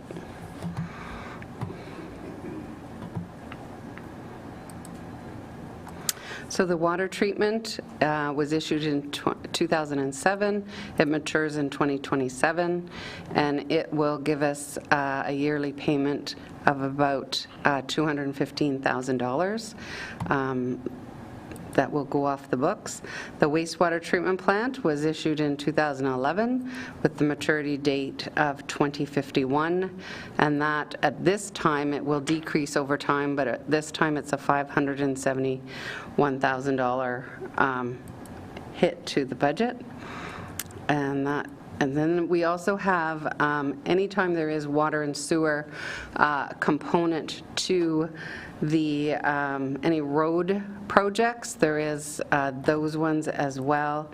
So I have the Argal Street downtown reconstruction at this point in time. And it doesn't come off the books until 2039. The wastewater, again, Argal Street downtown road construction, again, 2039. It will be the last year, and so it will be available 2040. We have to do 2 debentures, one for Argyle, and all that. There's a number of projects that are there with water and wastewater. At this time, I don't have the numbers for that, but we'll probably debenture those over 20 years. And then we also have Highway 60, O'Brien Street, the newest project. We will have water and wastewater there, whether or not we debenture that or take it from the reserves. But as you can see from the presentation, the reserves are getting low with regards to water and wastewater, so I would not suggest that, because we also, knowing that the water treatment plant, or the wastewater, the water treatment plant comes off in 2027, that means it's getting close to its useful life, not as far as the building is concerned, but as far as the components are concerned. And we can see in the major capital that there are a lot more components that need to be replaced every year. So again, you have to be careful with your reserves. Instead of, borrowing for those smaller costing components, you're better off taking those out of reserves and borrowing for a larger projects that, expend over time and keep contributing towards reserves. Does that help answer? Through you, Mayor, yeah, you got a lot in there, thank you. You're welcome. And I'm not sure, I am still going to continue point 5. Did I understand it correct that we are looking at 1.3 million in capital projects per item, so a total of 2.6 over the course of the year? Or did I misunderstood the way that was informed earlier? No, through you, Mayor, sorry. You are correct. We are going to, and I can break those down later on, depending on, and what I'm suggesting, and I should have put this in my recommendation for this report, is perhaps that we have a separate meeting between now and the 25th of February, where council can go through each line item of Aqua to decide whether or not we're moving forward with those items and our capital items as well, so council can decide, so we can whittle those maybe projects down a little bit and reduce the costs. And once that is complete, then I can make my recommendation as to whether or not we borrow or take money out of reserves. But yes, what the bottom dollar is that is what still needed to be funded for all the projects that are on the budget right now. Councillor Sapolsky. Yes, thank you, through Mayor. And this is, I guess, the grand circle I was trying to get to, is to understand when we were going to be relieving ourselves from cost of debt, to see if we could be a little bit more patient on some of these capital projects to relieve some funding to not have impact on our overall costs. So it was a long way of getting there. Thank you for all the input, but looks like in 2027 we can afford a little bit more work if we can be maybe patient on some of the capital projects that are projected. So thank you. Councillor McDonald. Thank you, Mayor, through you. I agree with the the council to that with regard to option 1. What I'm wondering with regard, if we put this in relation to the 2025 final budget, I know to hear for the motion it's a public meeting with a final adoption at that time. Do we have some wiggle room? Like, do we have to stick to that date of February 25th, or can we wait for a final adoption until the full budget's done? Just that if that allows us, if we need to tweak it a bit. But I do initially agree with option 1 in terms of what Councillor Sobolski said. So I'm wondering if there's some wiggle room there. Yeah, I'll turn it over to the CAO. And I have another question. So through the mayor, technically council can decide to pass the budget at any point, but the rates wouldn't normally be passed until the budget is passed, which means if there's a delay, then we would have to bill the first 2 months of the year at last year's rate, which will then, if you're proposing that the rates go up, you're going to have 1/6 of your year's revenues that will not be near budgeted amounts because they'd be at old rates.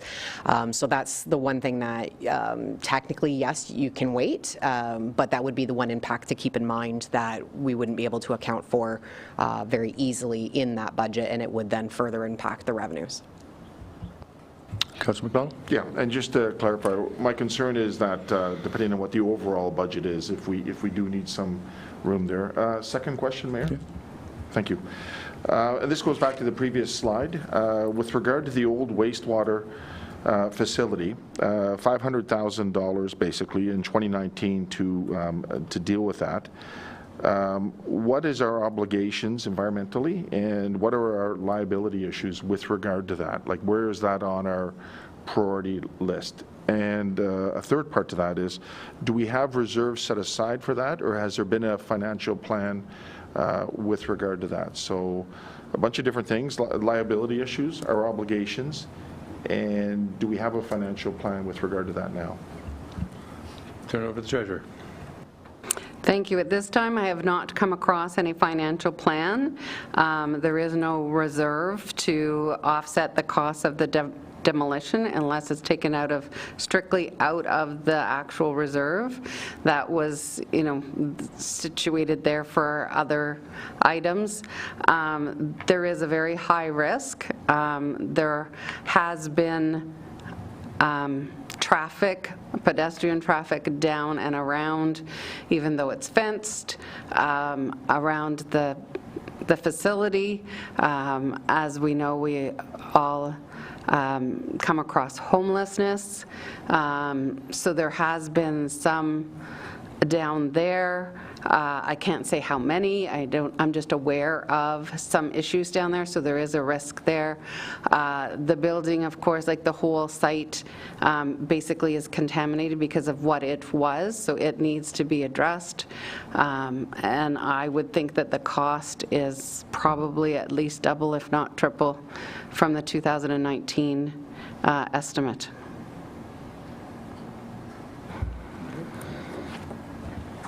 You're good? Okay. Councillor Andrew Dick. Thank you, Mr. Mayor, and through you. Just pretty much all my questions were kind of answered through the other councillors. Just so I'm going to agree, I like option 1 also. I like Councillor Sobolski's thoughts on, instead of a 2-year plan, let's do a 5-year plan. And just that's common sense right there. Like, after 5 years, we just start over. So that's really good. Demolition. Yeah, it's a lot of money. So let's not discuss it tonight. But I was going to bring it up. And so I also like Councillor McDonald's suggestions on possibly waiting. Is it the end of the world to give the taxpayers of Renfrew a little tax break on their first water bill? Is it going to put us in the bankruptcy if we wait a little longer? Is that going to impact the books? Like, I think that's the answer I'm looking for. Is it the end of the world if we just wait a little longer and then they get the first 2 months of 2025 at the old water rates? I just think I need to understand that a little more. Sure. Treasurer? Thank you, through you, Mayor. It certainly won't be the end of the world, and it's certainly not going to bankrupt anybody with regards to waiting. It will impact the transfer to reserves because the operations will still need to be the same budget line items with regards to that. The transfer to reserves will obviously decrease according to what we'd have to do a calculation of what revenue we would lose by implementing not until the second quarter. I would strongly suggest that we have a budget discussion meeting separately from a council meeting so that we can dive into all of these items, because I think there's a number of items that council may or may not want to proceed. I just wanted to bring as well to the attention with regards to a 5-year plan. The company that would replace the meters, that they would hold their cost to a 2-year implementation. So I was kind of thinking, October, November, December, January, February, March. By the time they did the whole town, they would not hold their cost any more than the 2-year implementation. And basically, it's all one project for them. We're just carrying it over from one year to the other. So there would be increases if we did do it over a 5-year plan. They did not guarantee it over a 5-year plan because we did ask that. They did guarantee the rate over a 2-year plan. So I just wanted to point that out. I don't know what that impact would be. We would have to find that out. Councillor Edwardick. Thank you, Mr. Mayor, and through you. So I saw Councillor Spolsky nodding his head, and maybe Mr. Mayor, a meeting specifically on this, because there's a lot of things that I really would like to say and dive into and debate, and I think a meeting just on this might be beneficial. However, I'll let you decide if that is beneficial to council, and I think I'll just close off my comments on this part tonight. I'm definitely not opposed to having a meeting because at the end of the day, I want to remind council that council is responsible to provide clean water, and if not, we can go to jail. So, and that's fact. So I think, understanding what is needing to be done, what can wait, and making sure we protect the citizens and ourselves that we get it right. So definitely not opposed to it. Any other questions? Hearing none. All in favor? Carried. Thank you, council. On to Fire, Emergency and Protective Services.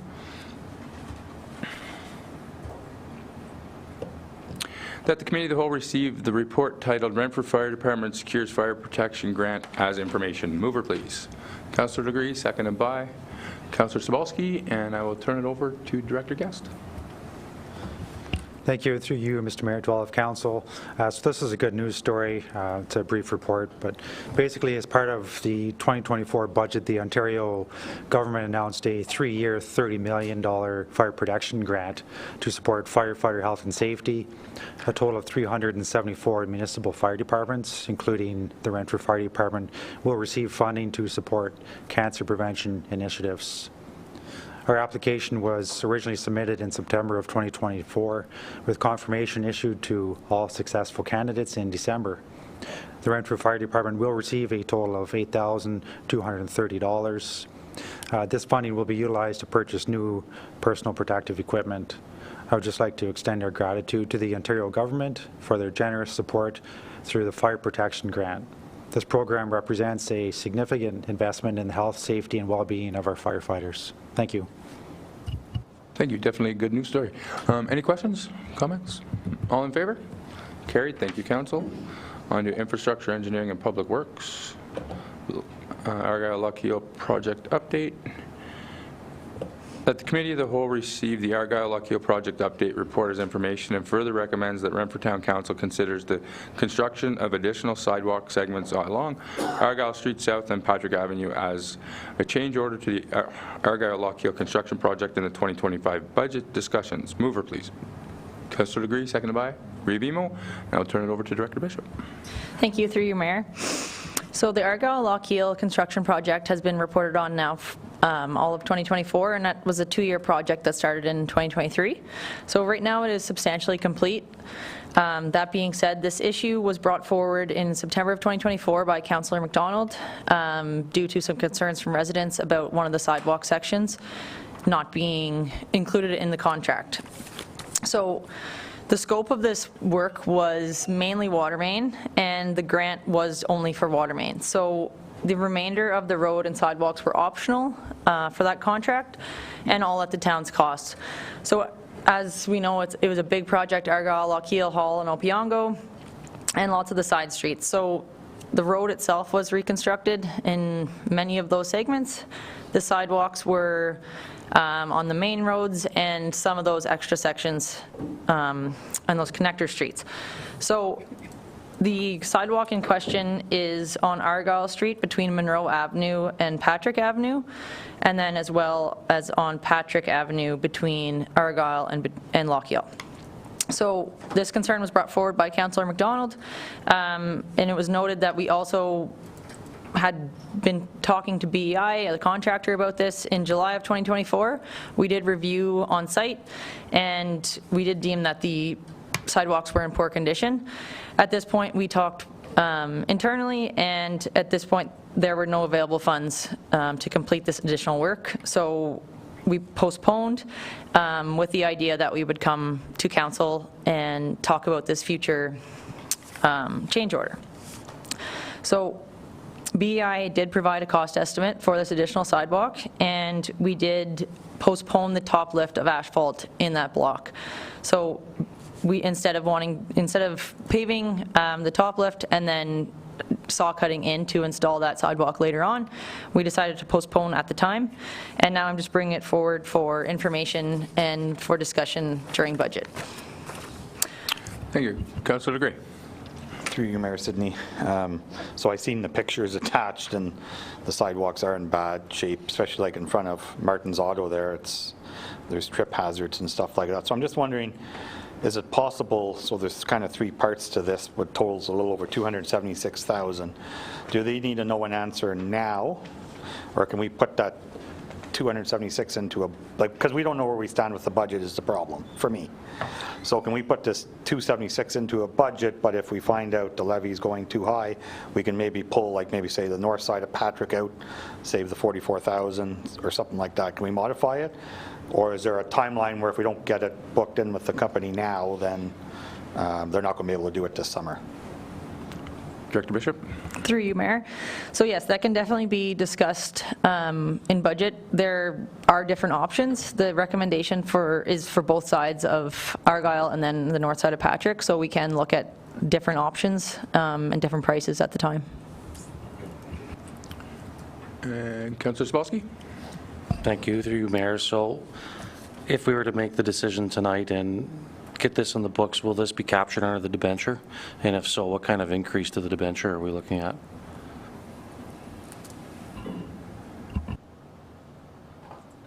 Treasurer? Through you, Mayor, I haven't considered that because the final numbers aren't through yet. I don't know. I'd have to do a whole calculation, and I can do that.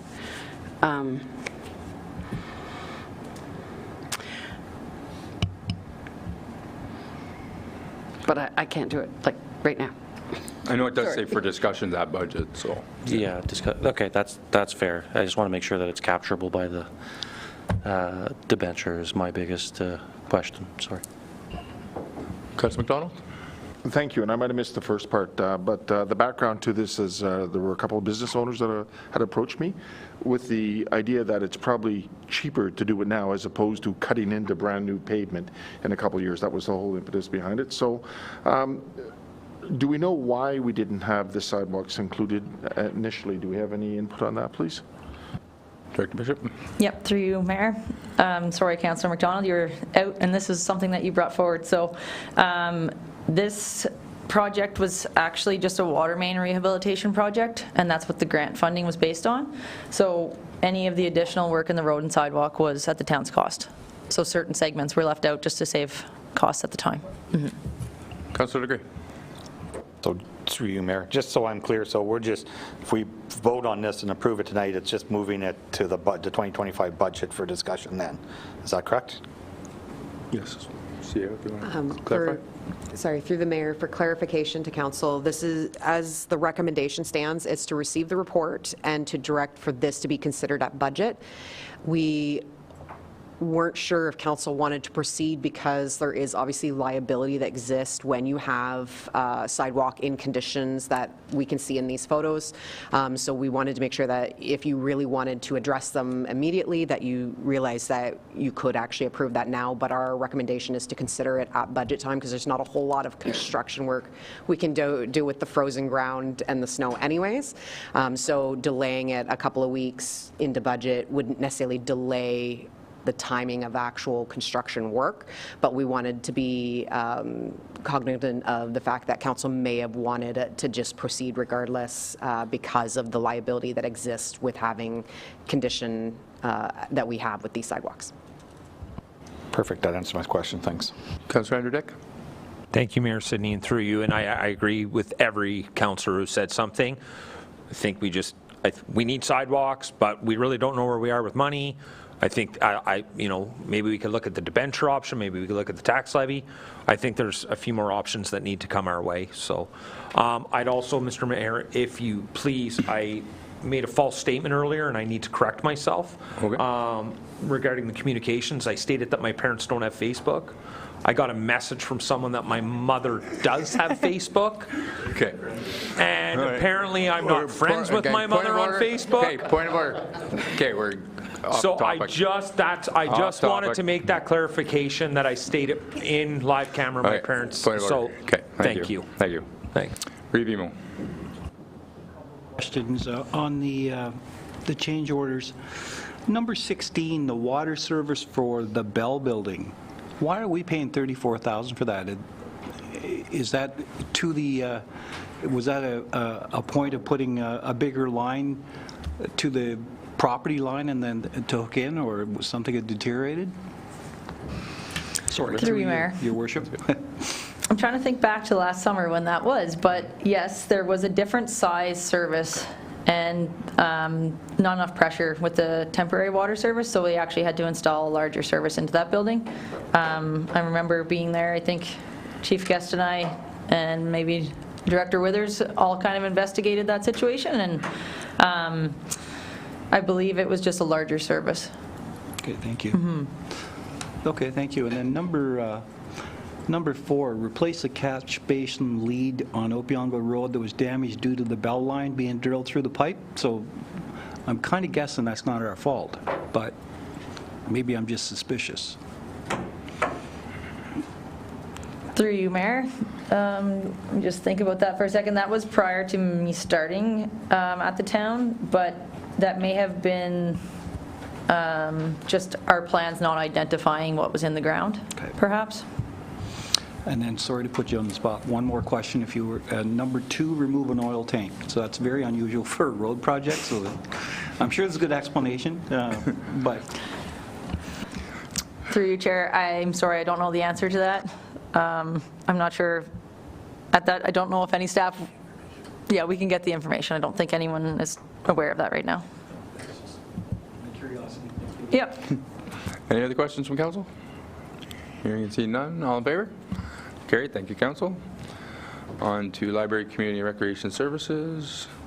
E.5.1, potential track and field facility partnership. That the Committee of the Whole received the track and field facility partnership report as information. Mover, please. Councillor Degree, seconded by Revimo, and I will turn it over to Director Latondres. Thank you, through you, Mayor.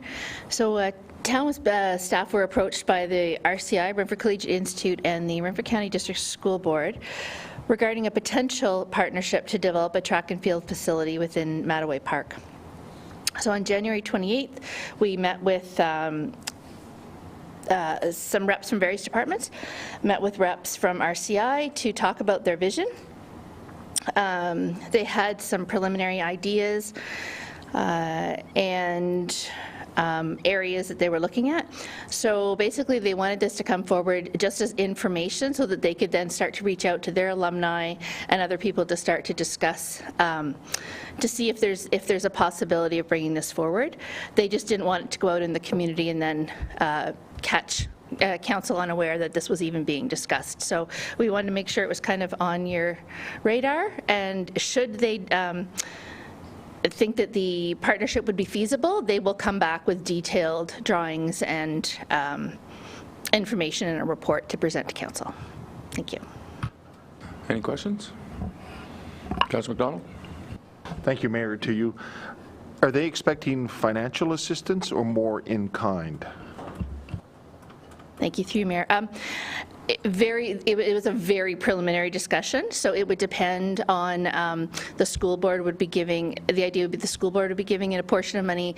They were hoping to fundraise a portion of money, and then they would determine if or how much the town would need to possibly contribute. But it's a fairly large, the ideas they had was quite a, it would be fantastic. It was quite a large area or facility that they're looking at, so yeah.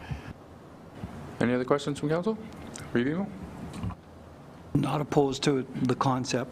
I'm curious, was there any discussion about, through your worship, the land beside the football field? I believe we own a chunk of land back in that area, and I recognize if we own it, there would be some leveling and adding fill in there to make it flat. Just wondering if they're taking advantage of the fact that that oval area is quite flat and easier to work at than to use another part. Director? Thank you, through you. Yes, so we actually were discussing with them what studies would be needed. We could look at land options. Yeah, they were looking at where the oval had been situated, but that doesn't mean that's where it would end up. It's, again, really preliminary, and we could, if it came further, we could always go back with suggestions. And I definitely like the idea of them pursuing it, like, you know, let us know what you want to do, because I think it would be fantastic if it's doable. Any other questions? Hearing none, all in favor? That's carried. Thank you, council. On to E.5.2, Mattaway Outdoor Lighting Engineer Report. That the Committee of the Whole recommends that Renfrew Town Council receive the JP2G report on lighting, the Mattaway ball diamonds, and direct staff to proceed with an RFP process to complete Phase 1 of the recommendations with an estimated cost of $104,778 plus HST and engineering consulting fees as part of the 2025 capital budget, with decisions on Phase 2 and 3 to be made in 2026. Mover, please. Councillor Spolsky, seconded by Councillor Legree, and I will turn it over to Director Latondras. thank you, through you, Mayor. So on October 22nd, Renfrew Town Council approved the contracting of JP2G to complete a detailed site investigation and prepare a report with recommendations and cost estimates to replace existing outdoor lighting at Mway Park. So that has been completed. JP2G's report, which is also attached to this document, is they recommend a three-phase approach to repair, replace equipment for each of the three diamonds, the sliding hill, and potentially the dog park. In short, Phase 1 of the repairs includes upgrades within the block building of electrical equipment and replacement of underground feeders to Tie Field and the enclosure at Sealy. Estimated financial impact, $104,778 plus HST and engineering consulting fees. Completing Phase 1 this year means that only the Tie Diamond will be lit and the other two fields will be daylight use only. Second suggestion was to proceed with Phase 1 and 2 of the project. This will allow Tie and one other diamond to be lit. Financial impact on the 2025 budget would be between $178,000 to $318,000, depending which secondary diamond is chosen. The high-end price also would include the dog park and the parking lot. Third choice would be to proceed with all three phases of the project in 2025, with Phase 2 including an option of upgrading electrical services to Rushlow, reducing power demand for Rushlow by replacing existing fixtures with LED, The decision would include consideration for dog park light installation, estimated financial impact for Phase 2, $122,195 to $213,486, plus HST and engineering consulting. Phase 3 includes an option of installing new underground feeders to existing wooden posts at Sealy or replacing with precast concrete posts and LED lights. Estimated financial impact for Phase 3 is $73,000 to $250,000, plus HST and engineering. Should all 3 phases be undertaken in 2025, upon completion of the work, all of the diamonds will be lit.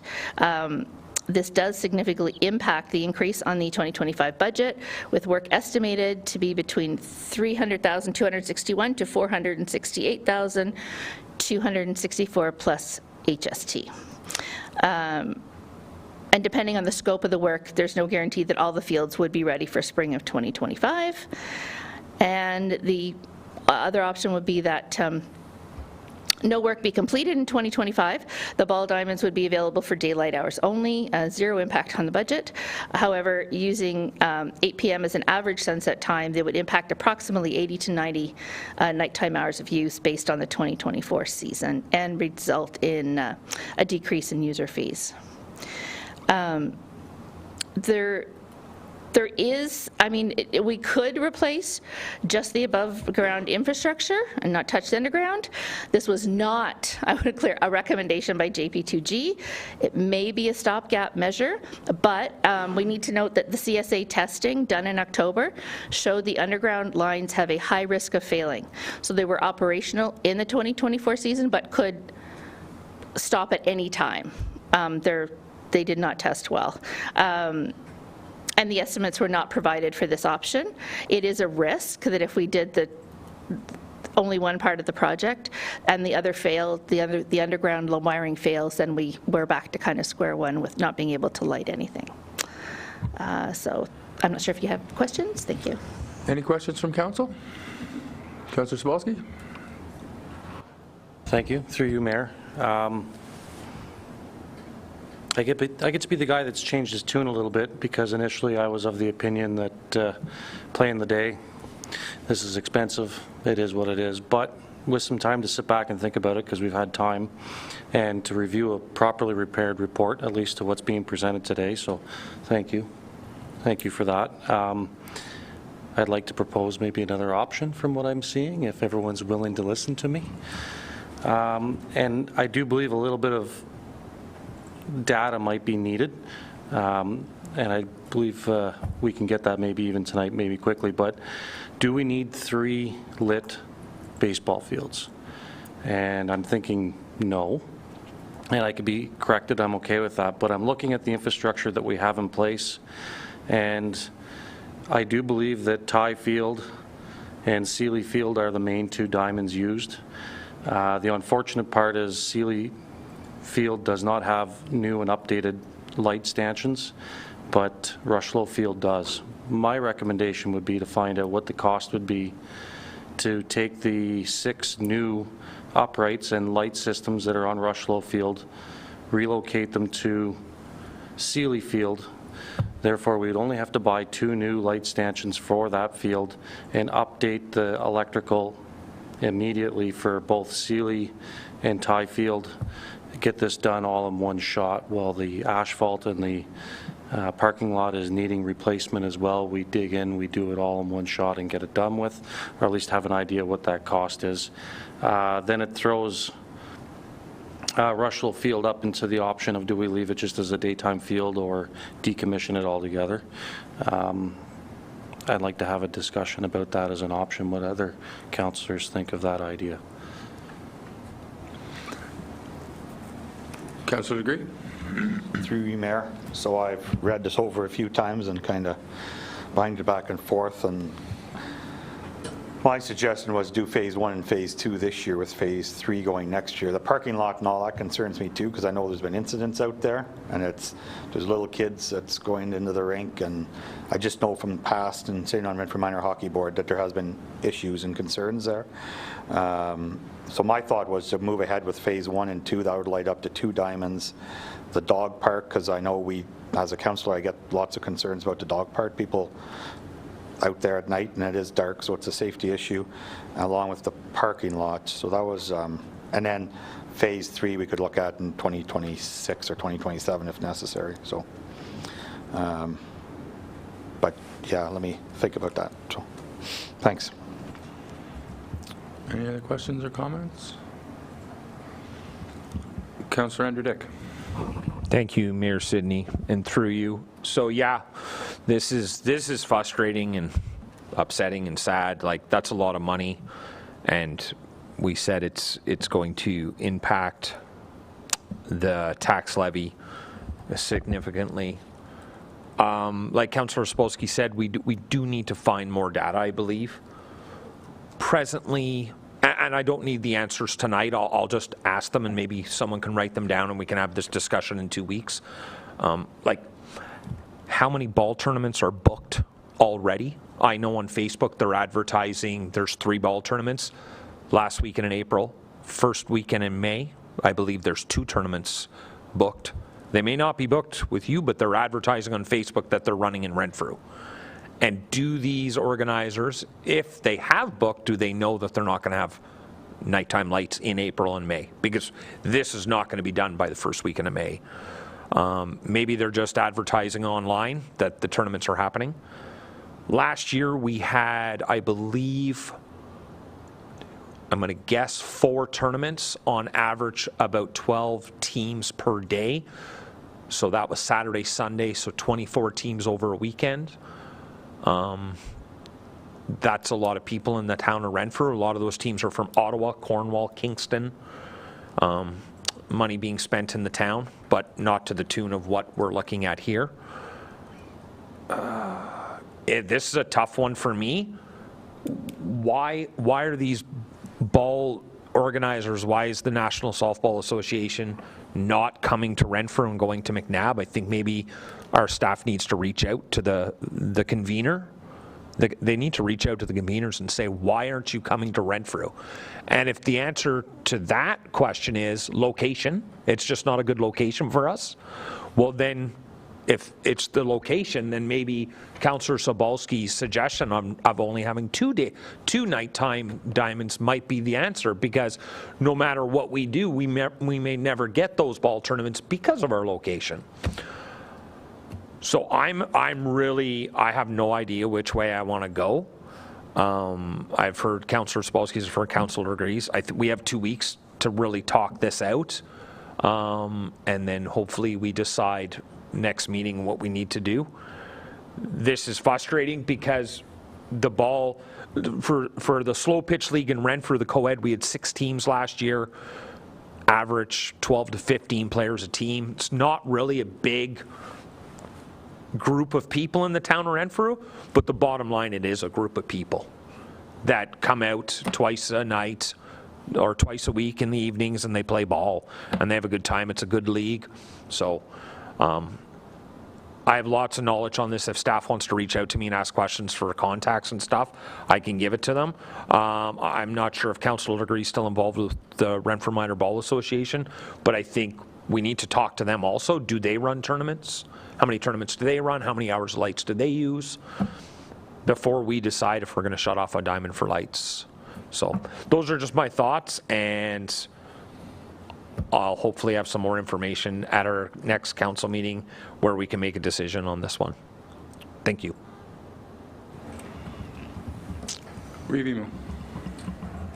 So can we pull, just for the conversation we're going to have, can we pull the phases out and have those, that chart, and then also Councillor Sobalski's phase? And there's a phase 4 or phase 4A or 1A, I don't know what the number would be, but have that in there as well, and have a sense of the costing of it so that we can, we're comparing apples to apples. Thank you. We can do a motion to put it off for a bit, if 2 weeks isn't enough. Because I'll tell you where I'm at. I'm similar to Councillor Andrew Dick. It's kind of like, I can't wait for the first person to say you're not fixing my street, but you're lighting up a ball diamond, and that's my concern. Or, it's just, it's a tough thing. You want to make sure that, you know, after all the media attention on Mattaway and everything that's happened in the beautiful building we've got now, and then, you know, we don't have ball diamonds that are lit. You can look at it that way, or you can also look at it that, you know, do we really need a lit ball diamond because of Mattaway, or do we need parking lots paved and streets paved and things like that? So again, I'm all for the let's make Mattaway as great as we can for the people, but at the same time, I'm like, I don't know if that's a lot of money. So I don't know if council wants to put it off for a little bit longer so we can really digest it, or if you want to, if the 2 weeks is enough to come back with a altered report to council. Council agree? Through you, Mayor, I like Reeve Emo's idea. If we can come back with that option that Kyle, if we can kind of have it as one, I think we need to look at the whole big picture and decide, because it is a lot of money, I get it, but again, we have the diamonds, and Councillor Dick's point, it brings in tournaments, it brings in people, you know, they're spending money in the town and stuff like that. So, but I would like, yeah, if we could do something with that would be my opinion anyway. Councillor Andrew Dick. Thank you, Mayor Sidney, and through you. Just a small comment. I know in the past the town of Renfrew has used the tie diamond, the lights, for activities with kids at night when we have festivities out there. So that just came to my mind. Like, we are an umpire right now. Whatever we do, half's going to love us, half's going to hate us. So we have to make a decision. And but I can tell you right now, I am in favor of making sure we have lights on some diamonds for this year, so we can play some ball and the kids can play and the adults can play. But Mayor Sidney, your points are so valid. And okay, I'll close with that. Councillor Sobolski. Thank you, through you, Mayor, and because of the new suggestion that I've thrown in here and understanding that it hasn't been part of the mix, and apologies for that, I do know that I'm fairly certain, 98% sure, that Renfrew Hydro did help place the new light standards that are there. So therefore, if we are going to go on a cost-finding mission to ask if town staff could reach out to Renfrew Hydro in assistance on what a cost could be from relocating these poles from one place to another.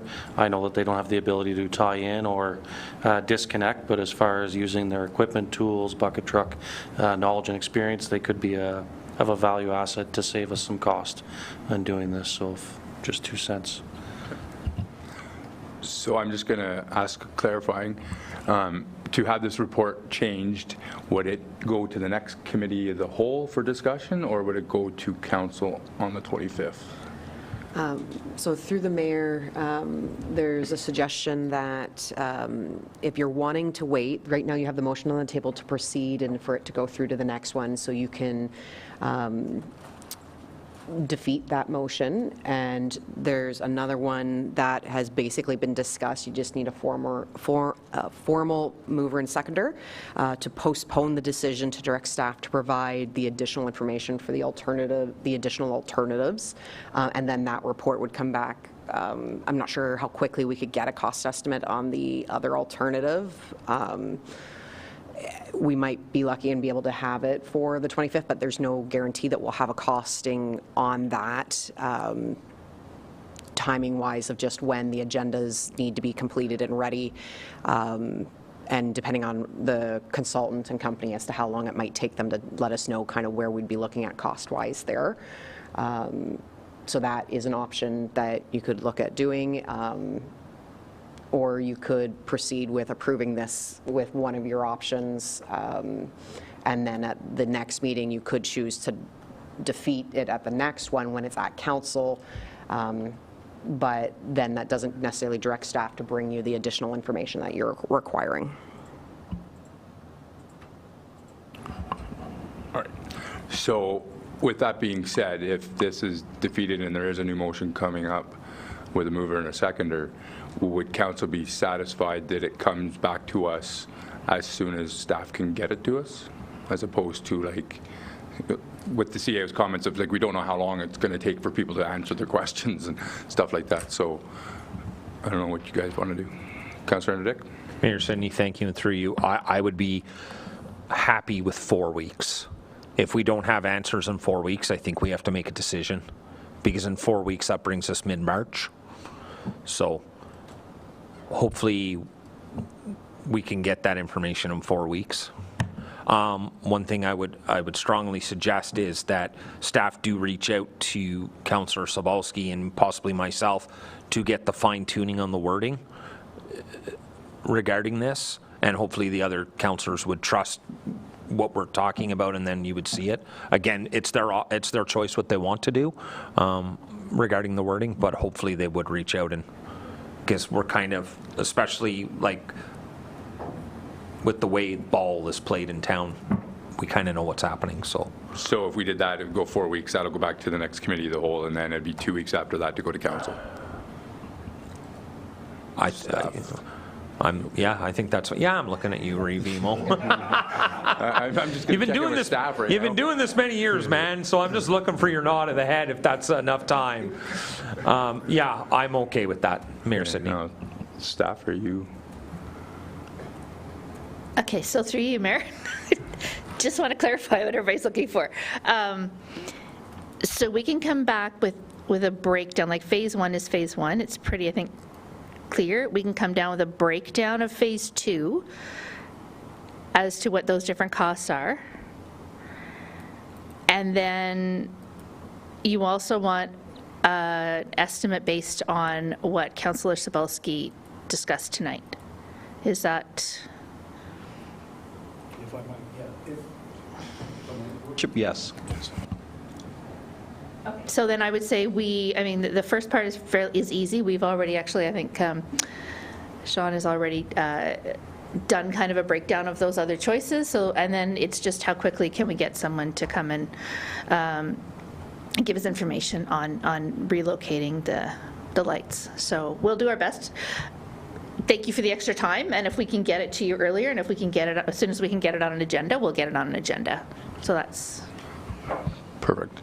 So I'm going to ask for a vote on this motion, that is that the Committee of the Whole recommends that Renfrew Town Council receive the JP2G report of lighting and Mattaway ball diamonds and direct staff to proceed with an RFP process to complete phase 1 of the recommendations with an estimated cost of $104,778 plus HST and engineering consulting fees as part of the 2025 capital budget, with decisions on phase 2 and 3 to be made in 2026. I have a mover and I have a seconder, so now I'm going to ask for the vote. All in favor?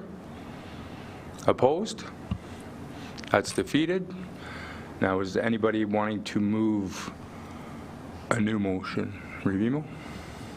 Worship, if I could suggest, we would appreciate a report from staff which details the outline costings for phase 1 and 2, and develop a phase 2A, if you will, that features removing 6 existing cement poles to another field with the addition of 2. So you want that?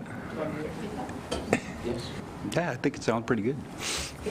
So a costing on moving the existing 6 cement poles from one of the fields to which diamond is it? I'm sorry. From Rushlow to Sealy. So moving the 6 existing poles from Rushlow to Sealy and adding 2 more poles as well. So that would be the costing for number 2A, or whatever the number is.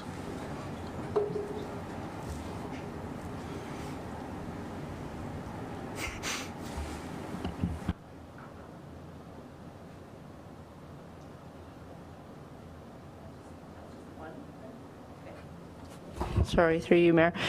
That Renfrew Town Council directs staff to bring forward costing on moving 6 cement poles from Rushlow Field to Sealy Field and adding 2 additional poles.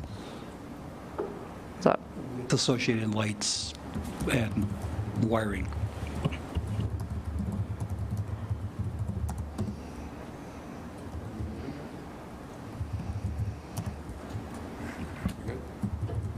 one sec. that Renfrew Town Council directs staff to bring forward costing on moving 6 cement poles from Rushlow Field to Seeley Field and adding 2 additional poles with associated lights and wiring for consideration. Yes, I would make that motion, please.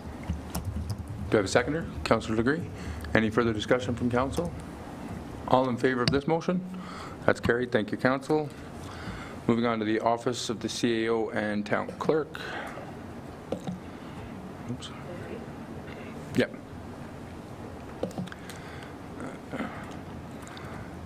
E.6.1, establishing a policy review schedule. That Committee of the Whole recommends that Renfrew Town Council adopt the proposed policy review schedule for the years 2025 through 2030 with annual reviews, ratification of the schedule. Mover, please. Councillor Sobalski, second by Councillor Legree, and I'll turn it over to the CAO. Thank you. Through the mayor to all of council. This is a suggestion that the province provided a couple of years ago at one of their forums that they're suggesting more municipalities establish a set timeline of how often they review policies so that they don't get out of date, ensuring that you have all the necessary ones that are required under legislation, as well as to ensure that ones that are no longer applicable aren't still on the books. Everybody's heard about old-time laws that exist that make no sense, where you can't, kiss someone on Sundays or whatever. So it's basically the concept of that, of making sure that you don't have any of these outdated policies that don't need to be lying around, keeping the policies that we do need up to date. So right now we do have a total of 66 policies from my review through all of the records. There are 6 that do require annual review based off of different legislative requirements. So the remaining 60, the suggestion is if you did it on a 4-year council term, would be 15 a year, plus the 6, so you'd be doing about 21 policies a year would be the expected norm. Obviously, each year you can adjust it or add as new policies are created or established, or as ones are pulled off if they're deemed no longer necessary. Obviously, the policy, that's why an annual ratification is being suggested, so that when there are amendments that that can be done without having to do a special motion to amend a policy or a policy schedule from 3 years ago. Obviously, with starting this a mid-council term, I've proposed what it would look like over the next 6 years so that any incoming council would have an idea of what the proposed process would look like, but it would also be open, obviously, to every year being amended or adjusted if council's priorities would like to see certain policies sooner than other ones. So right now it's been calculated on all the ones that, first of all, have to be done every year, and then we looked at ones where there's already been indication from either departments or council or from my review that updates or amendments might need to be put in to tweak some things to adjust for from when we transitioned out of the standing committee system to a committee of the whole system. There's certain policies we know we just need to update for that type of terminology. And then after that, it was looked at which ones are the oldest would then be the first ones, and we just went by year after that. So if there's certain ones that you want to move around, you definitely have that opportunity. But I did put in a draft schedule of what I'm proposing based off of that concept, but definitely open to amending it however council wishes. Great, thank you. Any questions from council? Hearing and seeing none. All in favor? That's carried. Thank you, council. Updated organizational chart.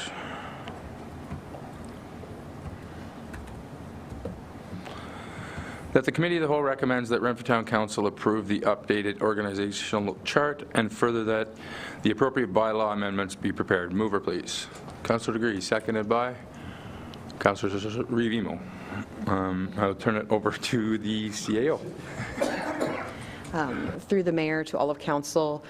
So this is just basically closing the cycle on an amendment that was completed in December of 2024. So prior to my start date, there was a movement of one position out of finance, removal of a financial analyst, and moving that FTE position into a town property and management and economic development position. So there's been no overall change to the total number of staffing, and the approval of that process was already done at past council meetings. So this is just the formalization of the amendment of the organizational structure to match the amendments approved by council in December. Any questions from council? Hearing and seeing none, all in favor? That's carried. Thank you, council. Delegation of Human Resources Committee duties.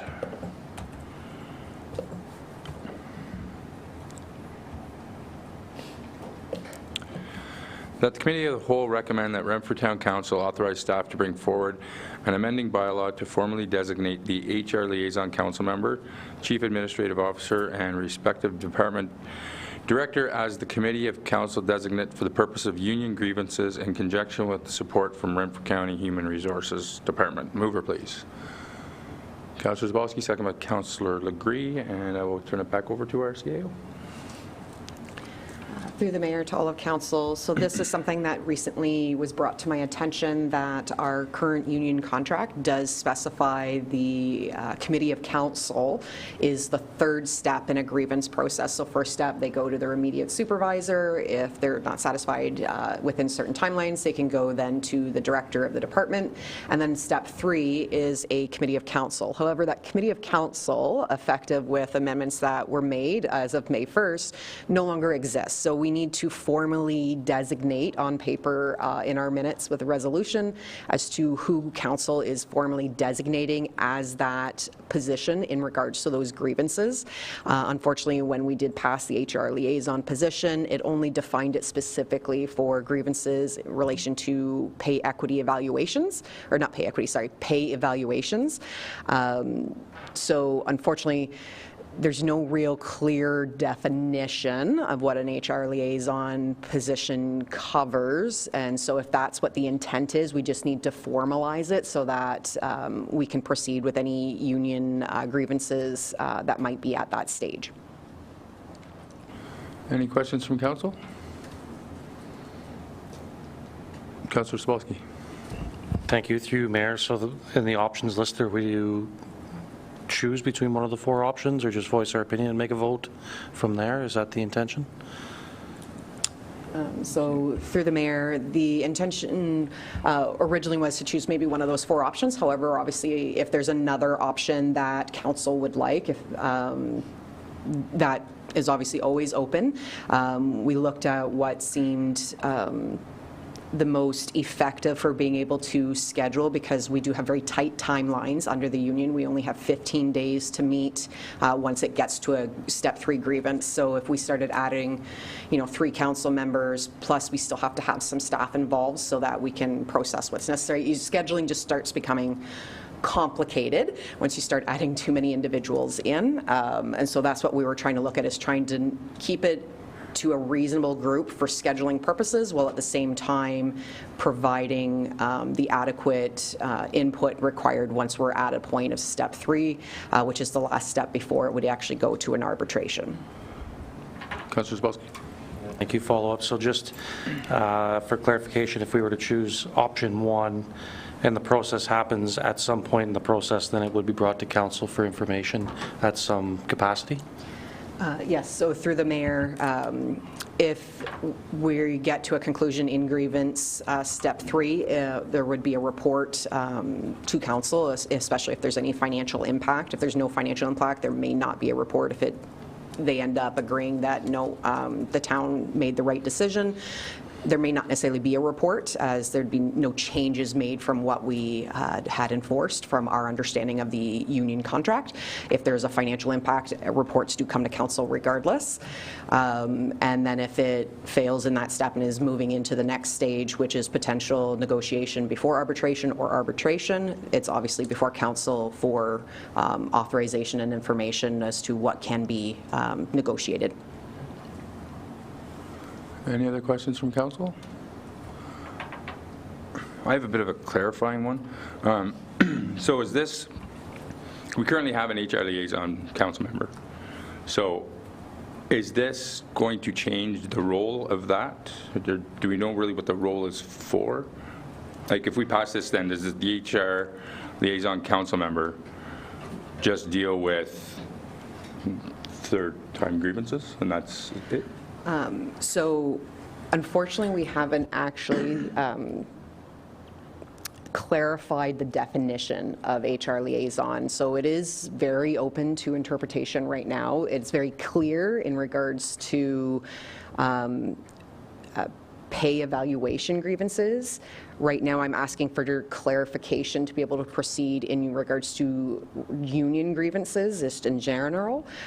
If council wishes to further define what's involved in that position, that's something that council can do. But right now, this doesn't necessarily impact any of that aspect. This is focusing on formally designating who is allowed to act instead of a committee of council that no longer exists.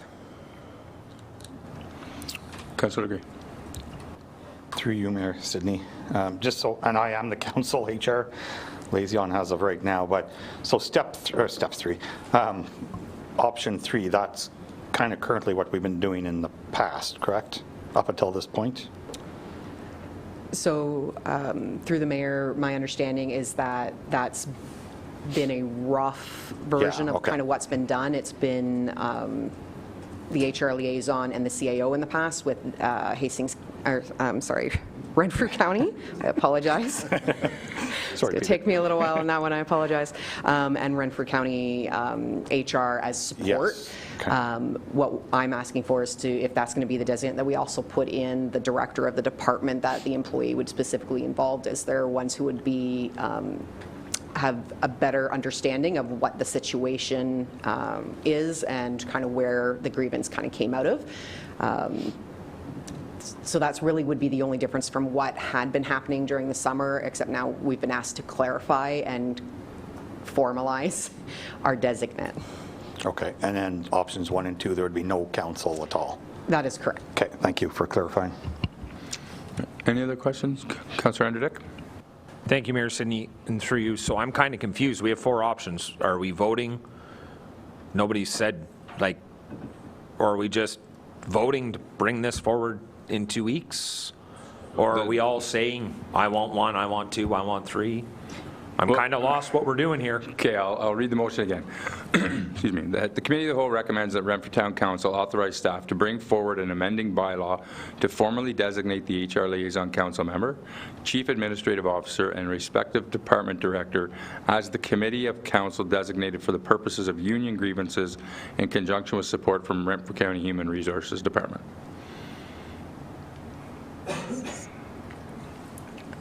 So through you, Mayor, clarification, that would be option number 3 is what's being suggested.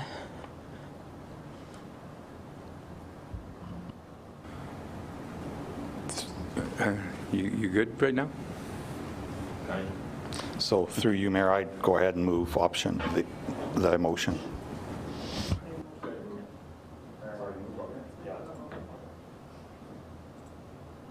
Councillor Anderdick? So, Mayor Sidney, through you, so the options available to the town, we have 1, 2, 3, and 4, and Councillor agrees suggesting 3. No, he's not suggesting it. That's the motion. Okay. That was staff, sorry. Got you. Through the mayor, that was the staff recommendation to kind of follow what it appears the HR liaison position was meant to kind of do, while addressing the scheduling needs that would be involved in the timing on a grievance.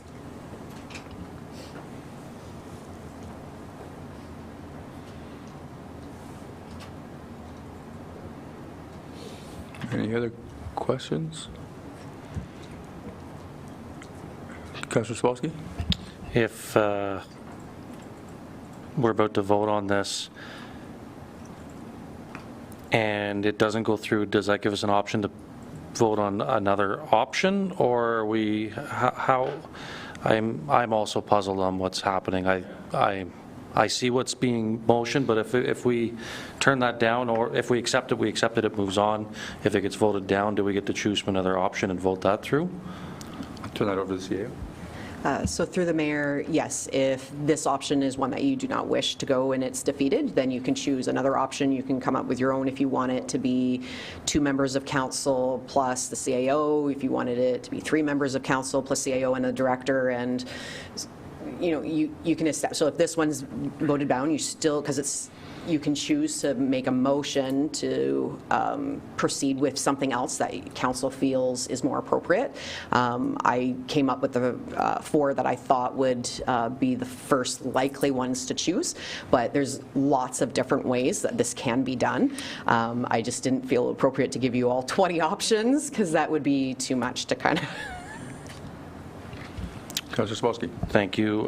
Then I'll say it. Apologies, Councillor Legree, but I've really liked the idea of how our Committee of the Whole has worked, that we get our information as a unit, as one, and I believe that maybe this could be the next step for HR. So I won't support the motion on the table. If we get the chance to vote for motion or option 1, I'll be in support of that. Thank you. All right. So any other questions? So I'm going to call the vote. All in favor of the motion that is on the table? Opposed? Okay, so that is defeated. Now, is there a motion coming forward? Councillor Spolsky. Thank you, Mayor Sidney. I will propose that we vote on option 1 with the understanding that information as needed comes to council in its wholesomeness so that we can understand what's going on. Okay. Do I have a seconder for that? Councillor Andrew Dick. Any questions or comments on this one? Councillor Legree. Through you, Mayor. The reason I'm not supporting number 1 is I think you need, whether it's me or somebody else, it doesn't matter, but I think there should be a council, somebody on there. Either way, it comes to council at the end, like to get updated anyway. So you're just basically eliminating that councillor spot that's kind of going through, correct? Like either way, any of these options at the end of the day are coming to council, full council. So you're just basically removing me, which that's fine. So there'll be no, it'll just be the CAO, the director, and you and Brady Smith in this example. So just to clarify that. Okay, thank you. Yes. Any other questions or comments? Councillor Andrew Dick. Thank you, Mayor Sidney. So I am having a hard time with this, and of all this. What is the benefit, and maybe Councillor Legree or you, Mr. Mayor, can answer this, and this is a legit question. What is the benefit of having one member of councillor sit in on grievances? Okay, so we have that. And then what's the difference of all that information just coming back to council as a whole? Where's the benefit to help me? Yeah, I think that's my question. Thank you. Because you directed it to me as well. I think it's more of an opinion as opposed to, like, I don't, what is the benefit? I don't know. When we got rid of the committee structure, we have great, highly educated staff that are paid well to do their job, and their job is, part of their job as management and directors and CAOs is to manage staff and discipline staff and all of that stuff. I don't believe 1 or 2 members of council should be involved in HR matters. Any HR matters that is significant have to come to council. Any grievance where there's a decision made will be taken to closed and provided to council, and council makes the decision. So that's just my opinion. I can't say if there's a benefit to it, but Councillor, you might be able to. Through you, Mayor Sidney, and you can correct me, CAO, if I go off. So I think the benefit of it is that, like the CAO said before, you can't, these meetings come up quick. Like, you'll get notified like the day before, and you have to come in and sit down. So this way you have council, you have somebody from council there representing council and knowing what's going on. You couldn't have all of council come to every one of the meetings, you know what I mean? So that councillor is there representing council. Then when it gets settled and a deal is made, whichever way it is, then that comes back to full council and closed, like you've seen up until this point. So in the past, I was there representing council, and then the CEO and whoever else was there. And then once that agreement is made, then, so it's first speed, like, because all the 7 councils couldn't go to all the meetings, it just, they'd never be able to schedule that, so that's kind of what it is, okay? Any other questions? Hearing and seeing none. So the motion is for option 1. We have a mover and a seconder, so I'll call the vote. All in favor of option 1? Opposed? That's carried. Thank you, council. And E.7. That Renfrew Town Council rise from committee of the whole at 8:15. Mover, please. Councilor Degree, seconded by Councilor McDonald. All in favor? We are now out of committee of the whole and back into council. External boards and county reports, F.1. If we could have a 5-minute bio break? Yeah, absolutely. Thank you. Yeah, we'll take 5 minutes.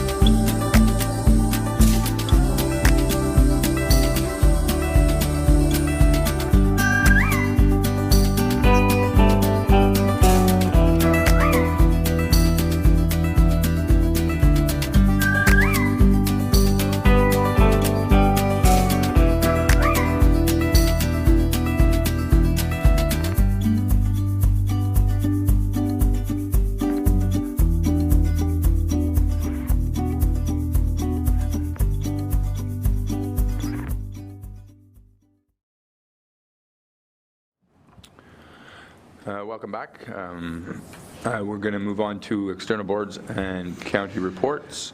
F.1, County of Renfrew Committee and Council Summary, January 2025. Thank you, Your Worship. This will be considerably shorter, given that it moves to Committee of the Whole. Very quickly, one of the things that I identified was our operating theme for 2025 would be persistent aggressiveness, and an example of that is we're ready to go with letters to whoever the new ministers are. First of all, congratulating them. Secondly, following up on the 6 or 7 items we've been chasing for the last year. So we're ready to go as quickly as we can. And our goal is addressing the housing and homelessness crisis. You're going to see a plan come forward with some additional units in the next little while here in Renfrew, fostering economic growth. So again, it talks about, especially with the tariff issues that we're having, we're going to take a look at our deferred taxes policy. We're going to take a look at whether there's anything else we can do. Specifically, we're going to likely stand up the committee which we had during COVID, which is a series of business and industry owners meeting with us. And we're going to focus on what I've called community defining initiatives. So we're going to finalize our Made in Renfrew County Climate Action Plan, because we think it has to be quite different than an urban one. And given our size in the 17 municipalities, 18 counting Pembroke and 19 counting Pikwakanagan, it's going to have to be quite different. It's going to involve sharing ideas and assets. Exploring rural transit, what does that mean right now? There's some of the urban areas have transit systems in the sense that Sunshine Coach or Care For, as 2 examples. Pembroke has their minibus, Blanchard Valley and Whitewater and North Agona Wilberforce has an electric vehicle that they're purchasing or have purchased, and it'll be a ride-share program, is my understanding of it. We're talking about aging in place services for seniors and their families, and how to make that a better and more positive experience, and investigating shared service opportunities. I'm going to be pretty aggressive about that because we think that's the necessary way of keeping costs down. And again, lobbying for Highway 417. So in the short term, what we've heard is the funding is guaranteed for that project. We've heard that the funding is guaranteed. Oh, and they've bought into our suggestion about about shrinking the project into 3 or 4 instead of 1 complete project. So we've suggested going with the idea for Miller to Miller Road, because we think it's an easier route for them. So we're paying attention to see when they let the contract, which is the design-build contract. We're also going to be hosting an economic development summit because we think, we have to get a lot of the good ideas into the room. CNL, Chalk River Labs has a series of meetings during the year with their suppliers, and it's a really good venue for an ideas exchange. The forestry industry does that as well. So we think we need to pull a bunch of the different sectors together and take some of the best ideas. And we'll move on to, so development of property. On March the 4th is the Francophone Entrepreneur Awards. So if you have anybody you want to nominate, we'd like to hear that. We're asking for feedback for the community safety zones, so if council could be aware of that. And we're going to take the new criteria. We sent out some packages of information on the road rationalization survey. So that information came back. So we're going to be completing the survey. So you'll see the results probably in about 6 months. And then bridge over Highway 17 at Bissett Creek. As part of the Algonquin Trail, there's what was known as a railway bridge, and if you're used to driving on Highway 17 up there, you'll see where it narrows in and there's rock on each side of it, a rock facing. We have to take that bridge down, we're assuming, because we can't afford to replace it without funding. So we're approaching the province to say, look, we need some funding for this, and it makes your road better and safer, or we're going to take it down and run machines across the highway. So we're working on a proposal there, and that's what I can report to you about the county minutes from or communique. Thank you. F.2, Renfrew County District Health Unit Board Report, January 28, 2025. If I could, just some quick highlights. If you look in your, you'll see that in 2023, opioid deaths was, unfortunately, was 41. In 2024, it improved to 27. And so we're really hopeful that 2025 will even have more, a greater reduction. Emergency room visits in the last quarter, you'll notice of last year had shrunk to 4. So again, that's a very good number. The test kits for part of the harm reduction strategy, there's 464 of those given out. The test kits are given out so that people can voluntarily test the drugs that they're planning on using. It's unfortunate they're using them. However, with the suppliers being cruel and indiscriminate, they're putting all sorts of crap into the substances they're injecting, and it's causing a lot of health issues. And then you'll notice first in the province that the 2 school boards, the Renfrew County District School Board and the Renfrew County Catholic District School Board cooperated on body imaging with a program with the health unit, so it was the first one.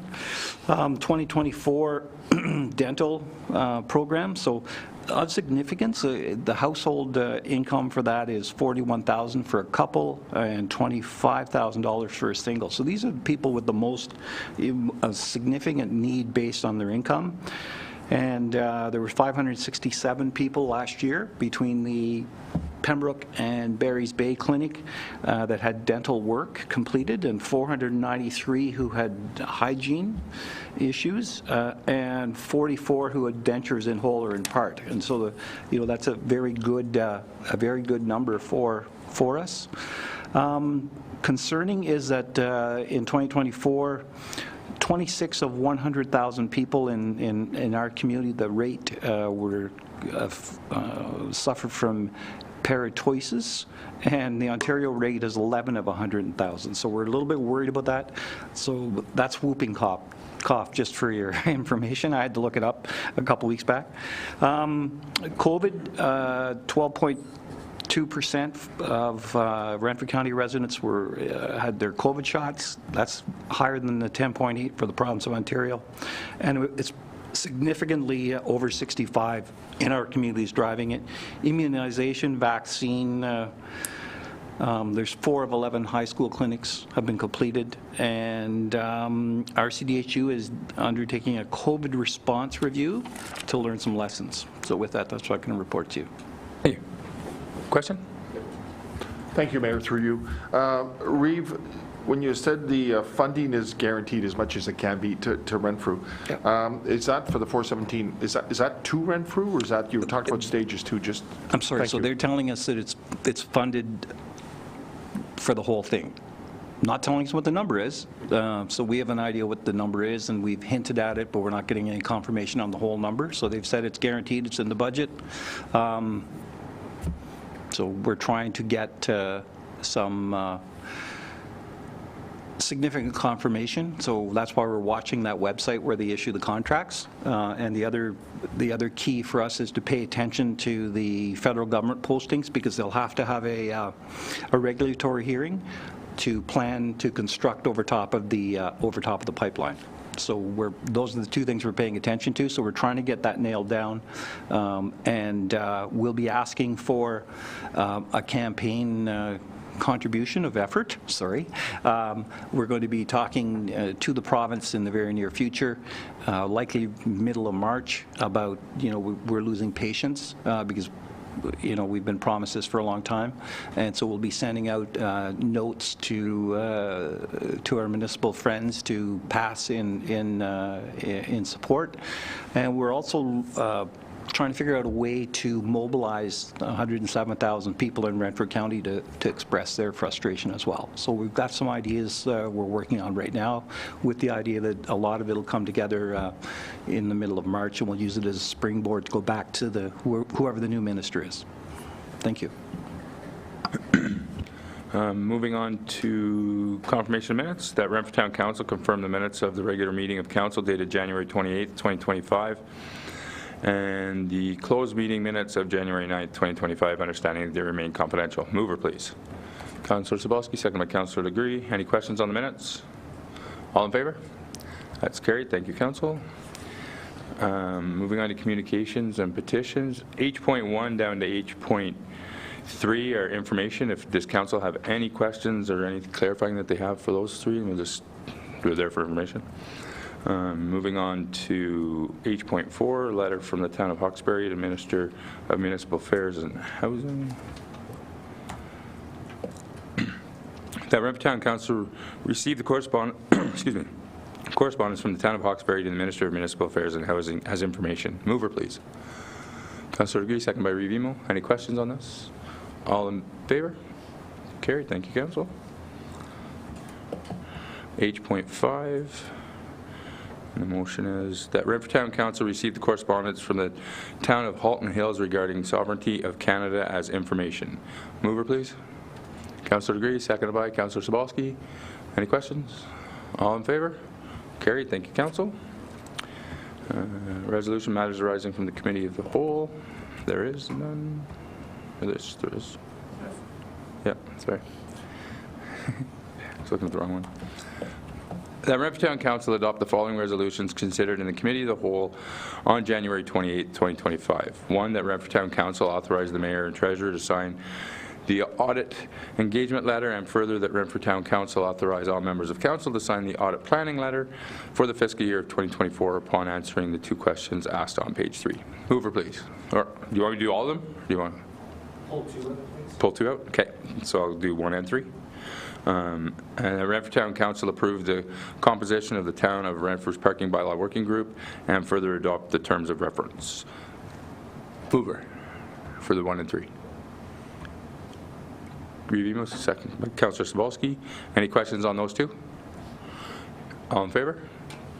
That's carried. Thank you, Council. And going to 2, the Renfrew Town Council entered into agreement with Deloria Custom Cabinets, Inc. to allow for the assignment of the lease dated November 1st, 2018 to Deloria 2024 Cabinets, Inc., and further that the bylaw authorize the Mayor and Town Clerk to enter into an agreement be brought forward for adoption. Mover. Okay. Seconder. Councillor Legree. Any questions? Any discussion? Revimo? I think just to avoid any confusion, my impression is this is for One Innovation Drive. Yes. If that could be added to it, because with all of the things going on, it might be helpful for people and me in the future. So yes, this is referring to One Innovation, not 550L. Any further questions on that? All in favor? Opposed? That's 1. That's carried. Thank you, Council. Excuse me. Can I get a recorded vote on that? Oh.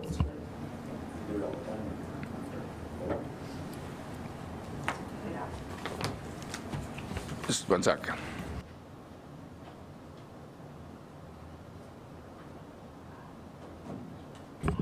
Sorry, one moment as we double check the recorded vote. Through the mayor, section 11.6 of your procedural bylaw, recorded vote request, where a vote is taken for any purpose and a council member requests that the vote be recorded immediately prior to the taking of the vote, each member present, except where the member has declared a pecuniary interest in the matter or the question, shall, when called by the clerk, make their vote openly. The clerk shall record each vote. So it does specify that it has to be immediately before the vote is called. That's okay. Thank you for clarification. Okay. So that was carried. Review. A question on that, if I may. So if a member feels very strongly about it, can they, in place or immediately following that, can they ask that the rules be suspended and the vote be retaken as a recorded vote? So through the mayor, technically, council at any point could, yes, pass a motion to suspend the rules of procedure, which means any rule within your procedural bylaw. It does require a 2/3 vote. If you're not going to provide the reasoning as to why, then it does take a unanimous vote for not providing a reason, but then 2/3 vote to actually suspend the rules. And then after the rules are suspended, you would then be able to proceed. Just an academic question for me. All right. So moving on to, we have no matters arising directly from the committee, so bylaws.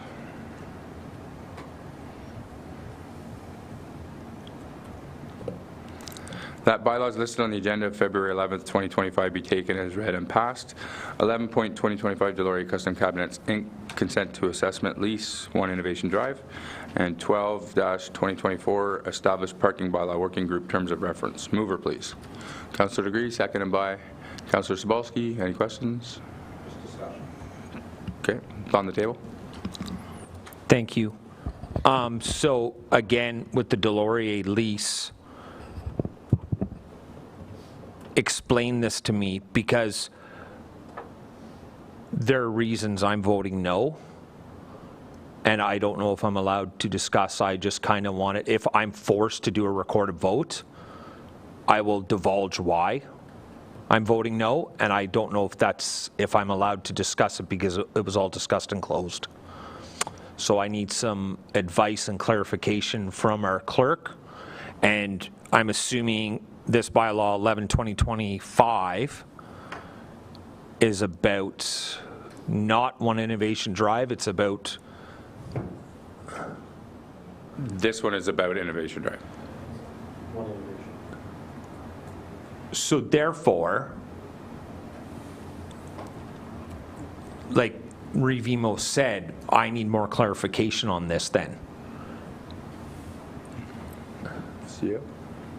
So through the mayor, this bylaw 11-2025, as it's written, is specific to 1 Innovation Drive. I believe it says that right in the actual bylaw itself, and is in the title of the bylaw as well. So this is required because there's being a change of ownership of the company and the operations, and so therefore the lease that exists in Deloria Custom Cabinets needs to be assigned to a new company that will be actually maintaining the lease going forward for the warehouse section that they are leasing from us at 1 Innovation Drive. And so right now there's been no discussions of 1 Innovation Drive other than when this came to Committee of the Whole last meeting. So anything that you wish to discuss on the other matter can't be discussed in relation to this, as it's not this property. Okay. You good? I think so. I think I got some things mixed up, but okay. Thank you. Review. And I'm going to do something that Councillor Dick said, Andrew Dick said he wasn't going to do. I'm going to apologize. I probably caused some of the confusion because item I 1.1 didn't have it in number 2, but it did in the rest of it, and I probably should have stated that. So my apologies to council. So we have a mover and a seconder on the bylaws. All in favor of the bylaws? Opposed? Carried. Thank you, council. Motions of which notice has previously been given.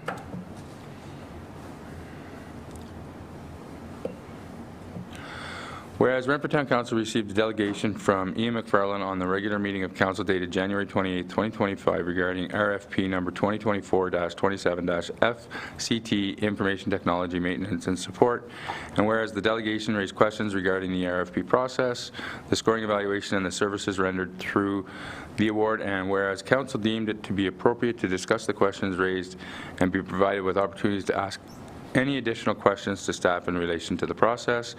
Now therefore be resolved that Renfrew Town Council consider the questions brought forward by the delegation from January 28, January 28, 2025, and other questions council may have in regards to the process involved. Mover, please.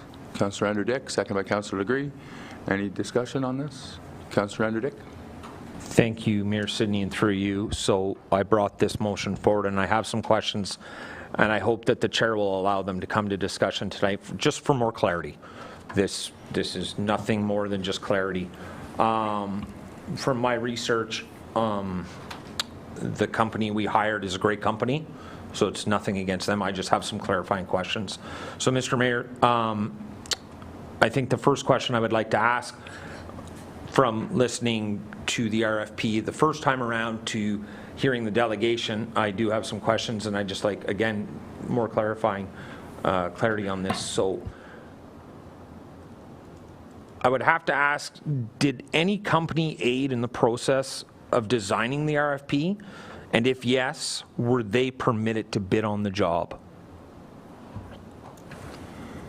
Treasurer? Yes, through you, Mayor. I did provide the CAO with some answers, and I'll just go to that area, if I can find it. There was no company that provided aid with regards to the RFP process. I can let you know that. Our staff and the finance staff researched some RFPs, as well as when the clerk's department was responsible for the IT process. Their staff researched some RFP processes, RFP examples, and the purchasing assistant took some of those RFP wording and incorporated it into the RFP, and after review with the treasurer and the deputy treasurer, which is typical because the departments usually review the actual RFP before processing it out. It was issued, and there was 3 addendums that were issued as well, issued to each of the registered companies that registered, with a number of answers from their questions. So the answer is no, they did not assist. Okay. Thank you. Thank you for that answer, through you, Mayor Sidney. And I'm assuming I already know the answer to this, but I am going to ask for the public knowledge. So, Mr. Mayor, who sat at the table and reviewed this RFP and then put their package together to council? Treasurer? Again, through you, Mayor, it was the treasurer, the deputy treasurer, and Nestor IT Services owner who did this. And Nestor IT Services owner was our previous IT service provider. And they were the evaluators, and that was clear in the RFP who was going to be, that it was going to be town staff and anybody that was required. I forget the wording offhand, but if you need that, but it was all there, as well as, to be clear, how it was scored, not only for that was prepared to council, but how the financial portion was scored was within the RFP process, and very clear, and that's how it was scored moving forward, and then we took the average of all 3. Okay, thank you for that. The treasurer answered some questions that I didn't ask, so if I do repeat a question, I do apologize. I would like these questions just for the public's knowledge. So part of the RFP process was to have on-site representation. Is that correct or not correct? Treasurer? That is incorrect. Okay. It was for, if needed, for on-site services, but I didn't even come across that in the RFP process. There was several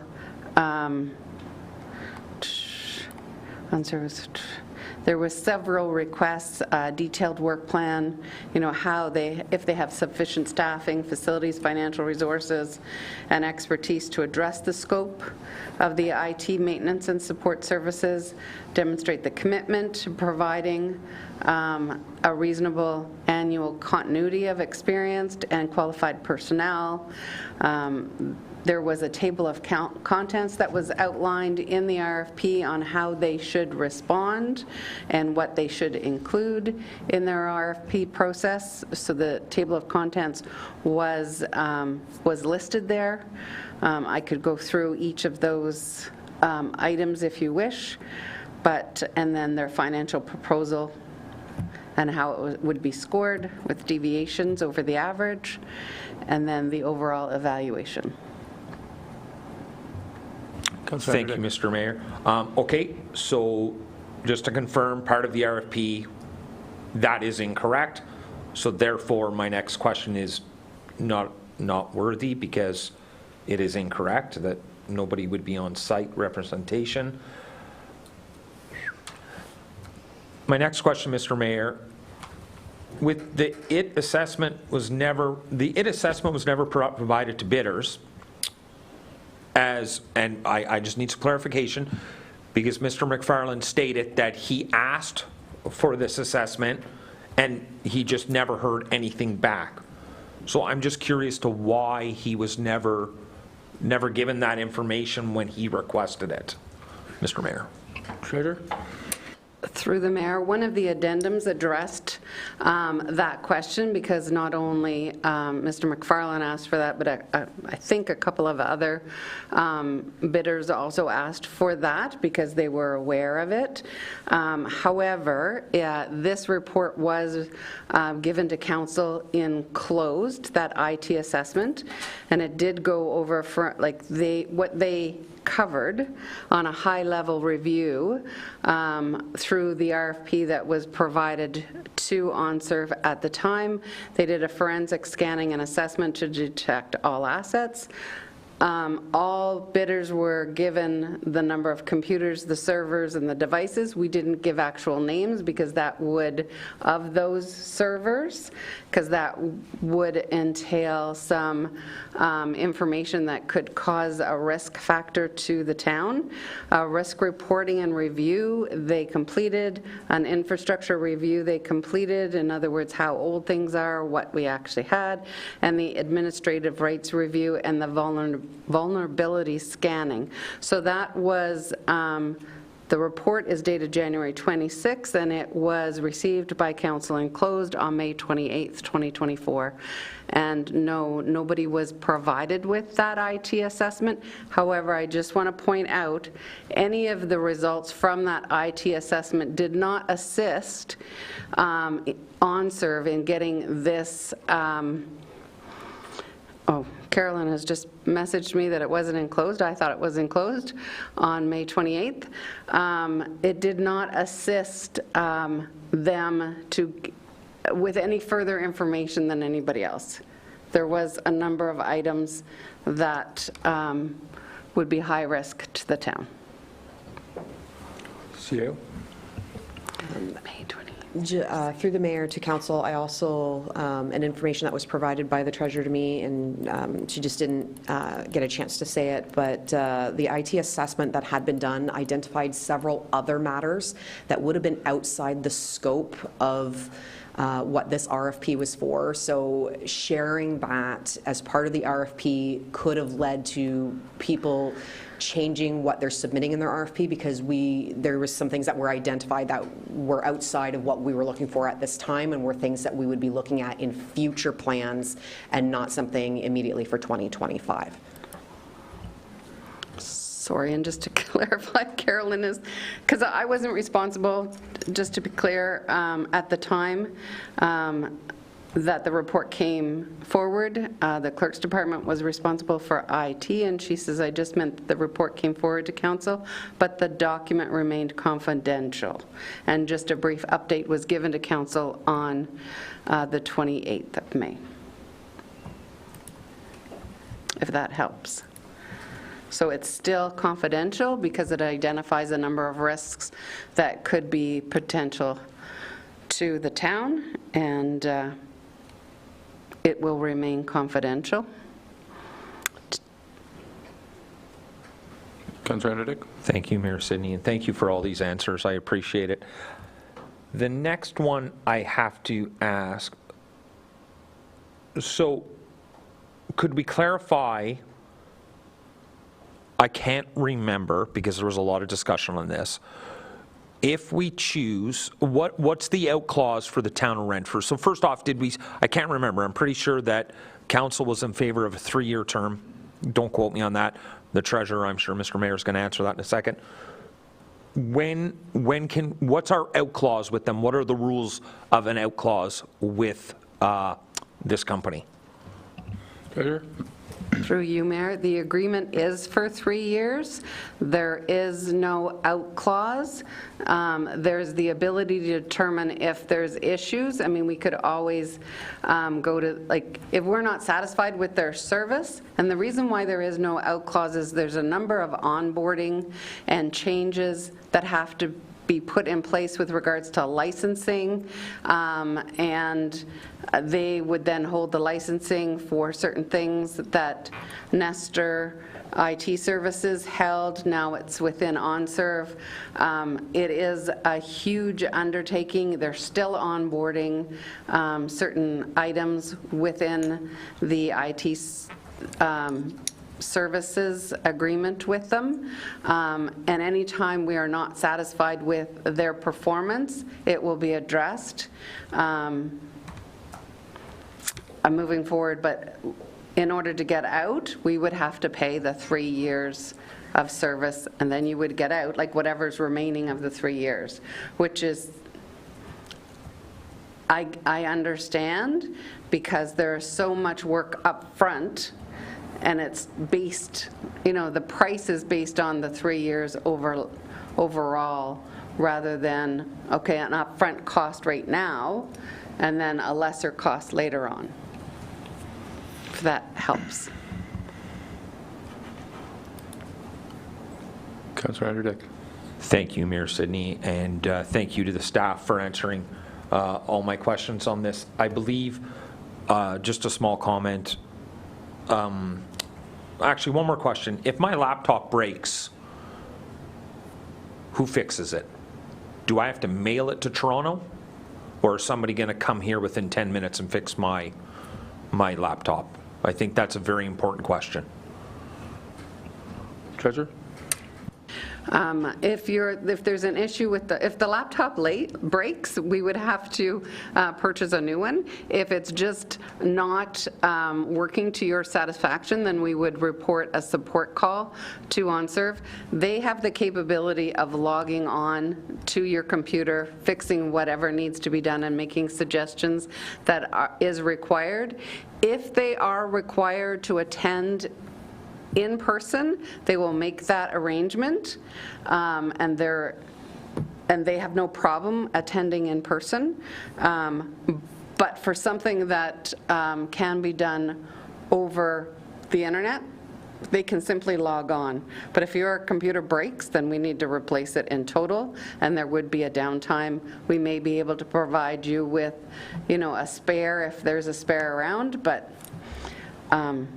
if it's just one issue, they can log on at any time. And if you have an issue, please let myself know in lieu of the Deputy Treasurer going off for a period of time, and I'll make sure that the support is sent to you. Yep. Mr. Mayor, thank you very much for all this. I think we're all aware that I wasn't happy from the get-go with this. I'm still not all fuzzy about this. However, I support council's decision on moving forward with this, and I will support this, moving forward with this. And I do appreciate staff answering all the questions I had for clarification, so I can feel better when the taxpayers ask me about this. I have those answers. I might not like those answers, and that's okay. Again, I do support council in moving forward with this, even though the way I voted, and that is all I have. And again, thank you so much for answering my questions that I had tonight on this. Councillor Degree. Through you, Mayor Sidney, I'm a little confused now because the motion is that council's questions and the questions from the delegation be brought forward, but the questions were just asked, so I don't, what are we exactly, what part am I missing here? Like, what are we voting on here now? To you. So through the mayor, this was basically getting it on the table to be discussed and asked right now. So it's basically informational now at this point. Whether you defeat this one or not, the information's now answered. But yeah, it's mostly an informational one in a way that could get all of the questions that existed, whether they were from Mr. McFarland's delegation or whether they're from council members in case there were other ones that wanted to be addressed. This was the best wording that was considered to ensure that everybody could ask what questions they felt. Review.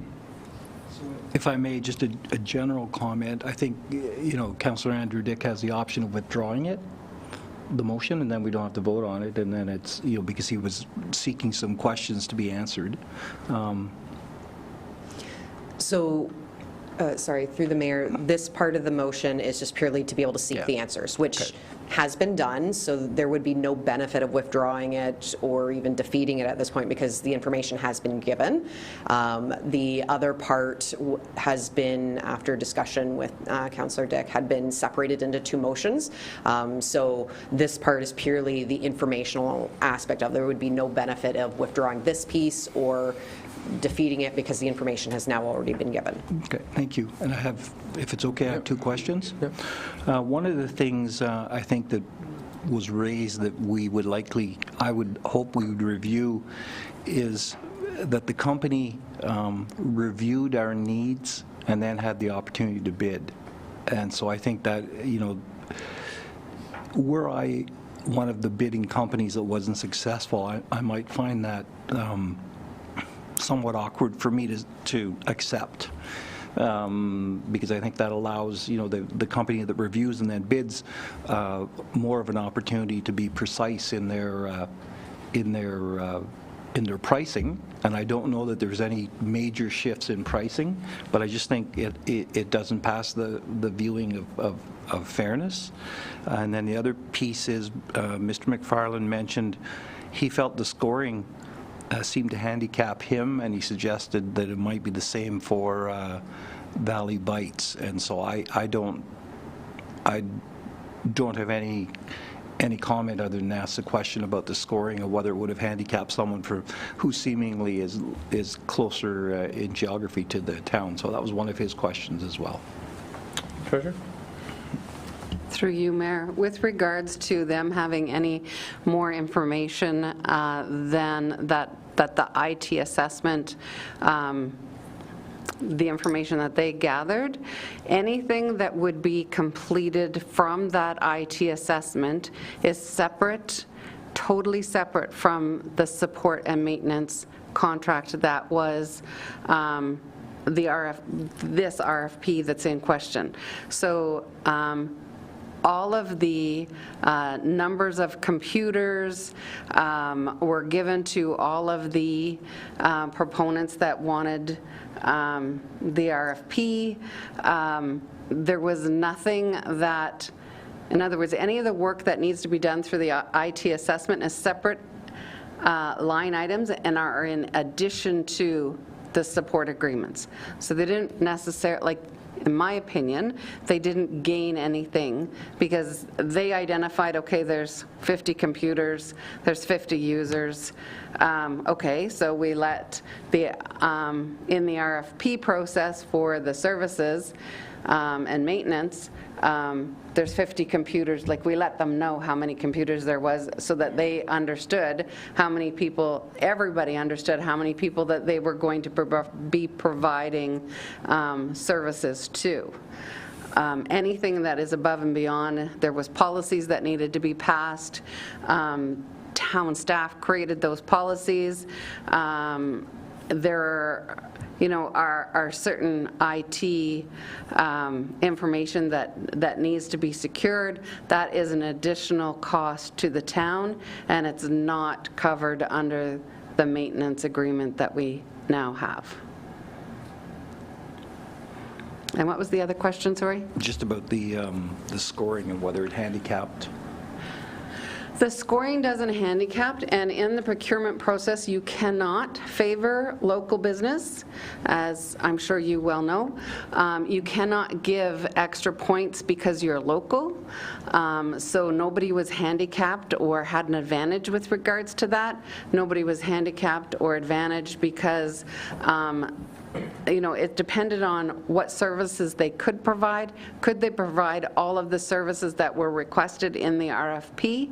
That's how they were scored.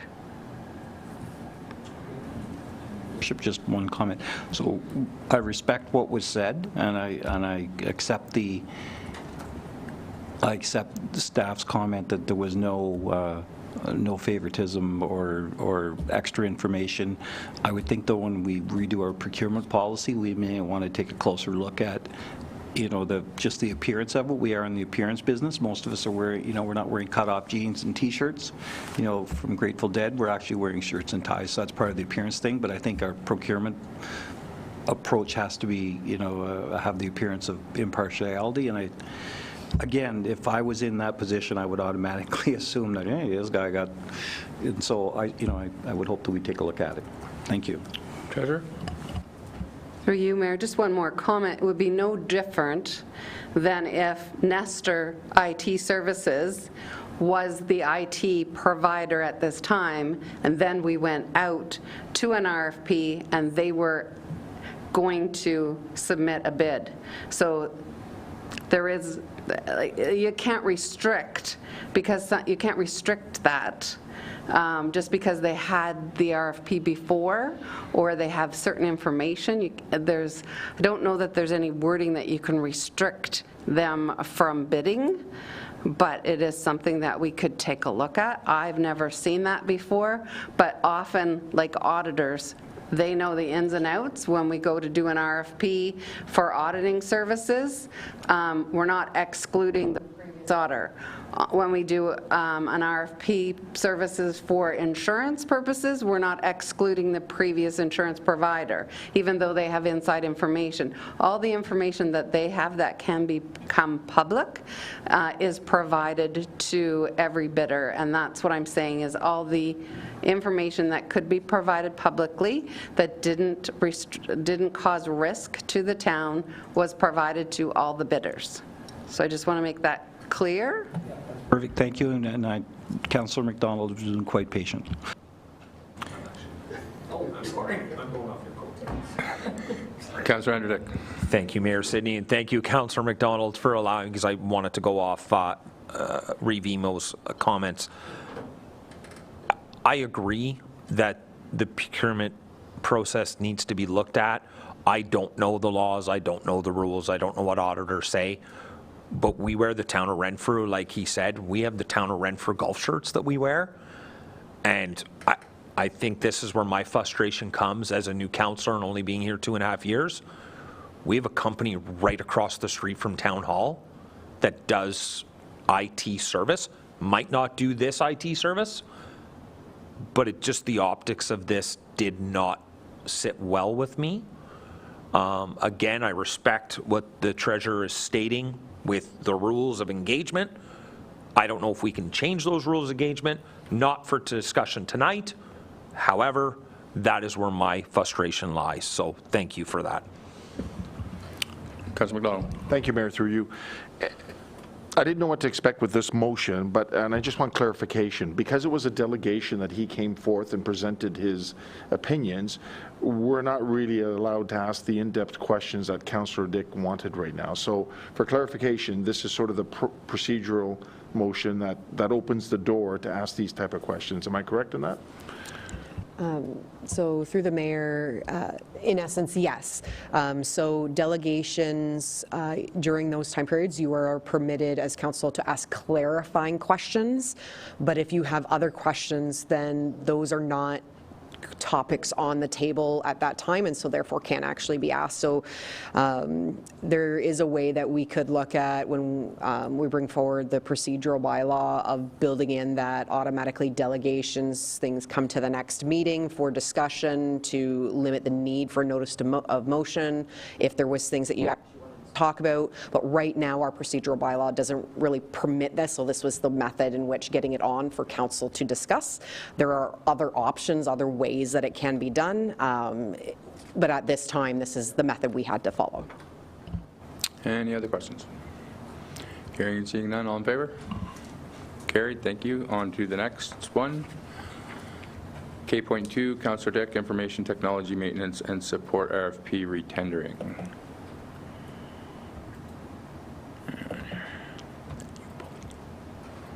Councillor Andrew Dick. Sorry, Mr. Mayor, I thought we needed a motion to bring it to the table. You can do it. Okay, thank you, Mr. Mayor, and through you. With council's support, I'd like to pull this motion at this time. I'm going to give you the reason why I put it on 2 weeks ago, was I felt it was better to put it on. I didn't know what I was going to do, but if I didn't put it on, then I had time to research it.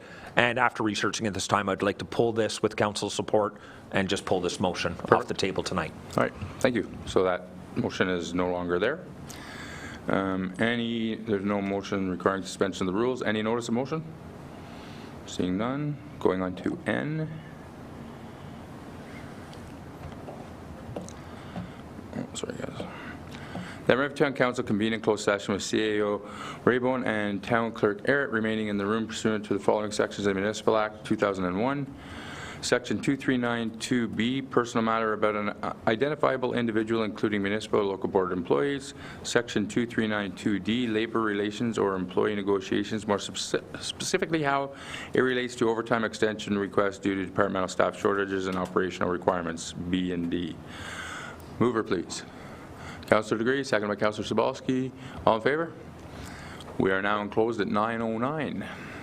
Just take a minute to get things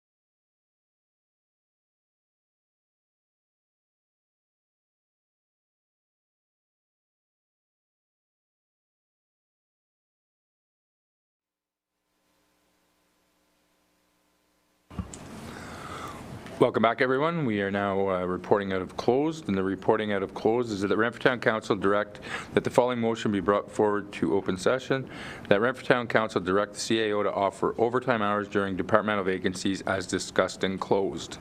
Mover. Councillor Agree, second by Councillor Andrew Dick. Any further discussion? All in favor? That's carried. Thank you, Council. Upcoming meetings of council and committees, regular council meeting February 25th at 5:30 p.m. That is also a public meeting. Economic Development Advisory Committee March 11th at 10 a.m. And confirmatory bylaw.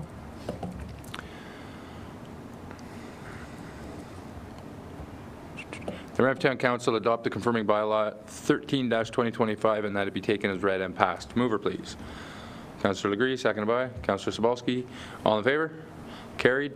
We are now adjourned at 9:43. Thank you very much, Council.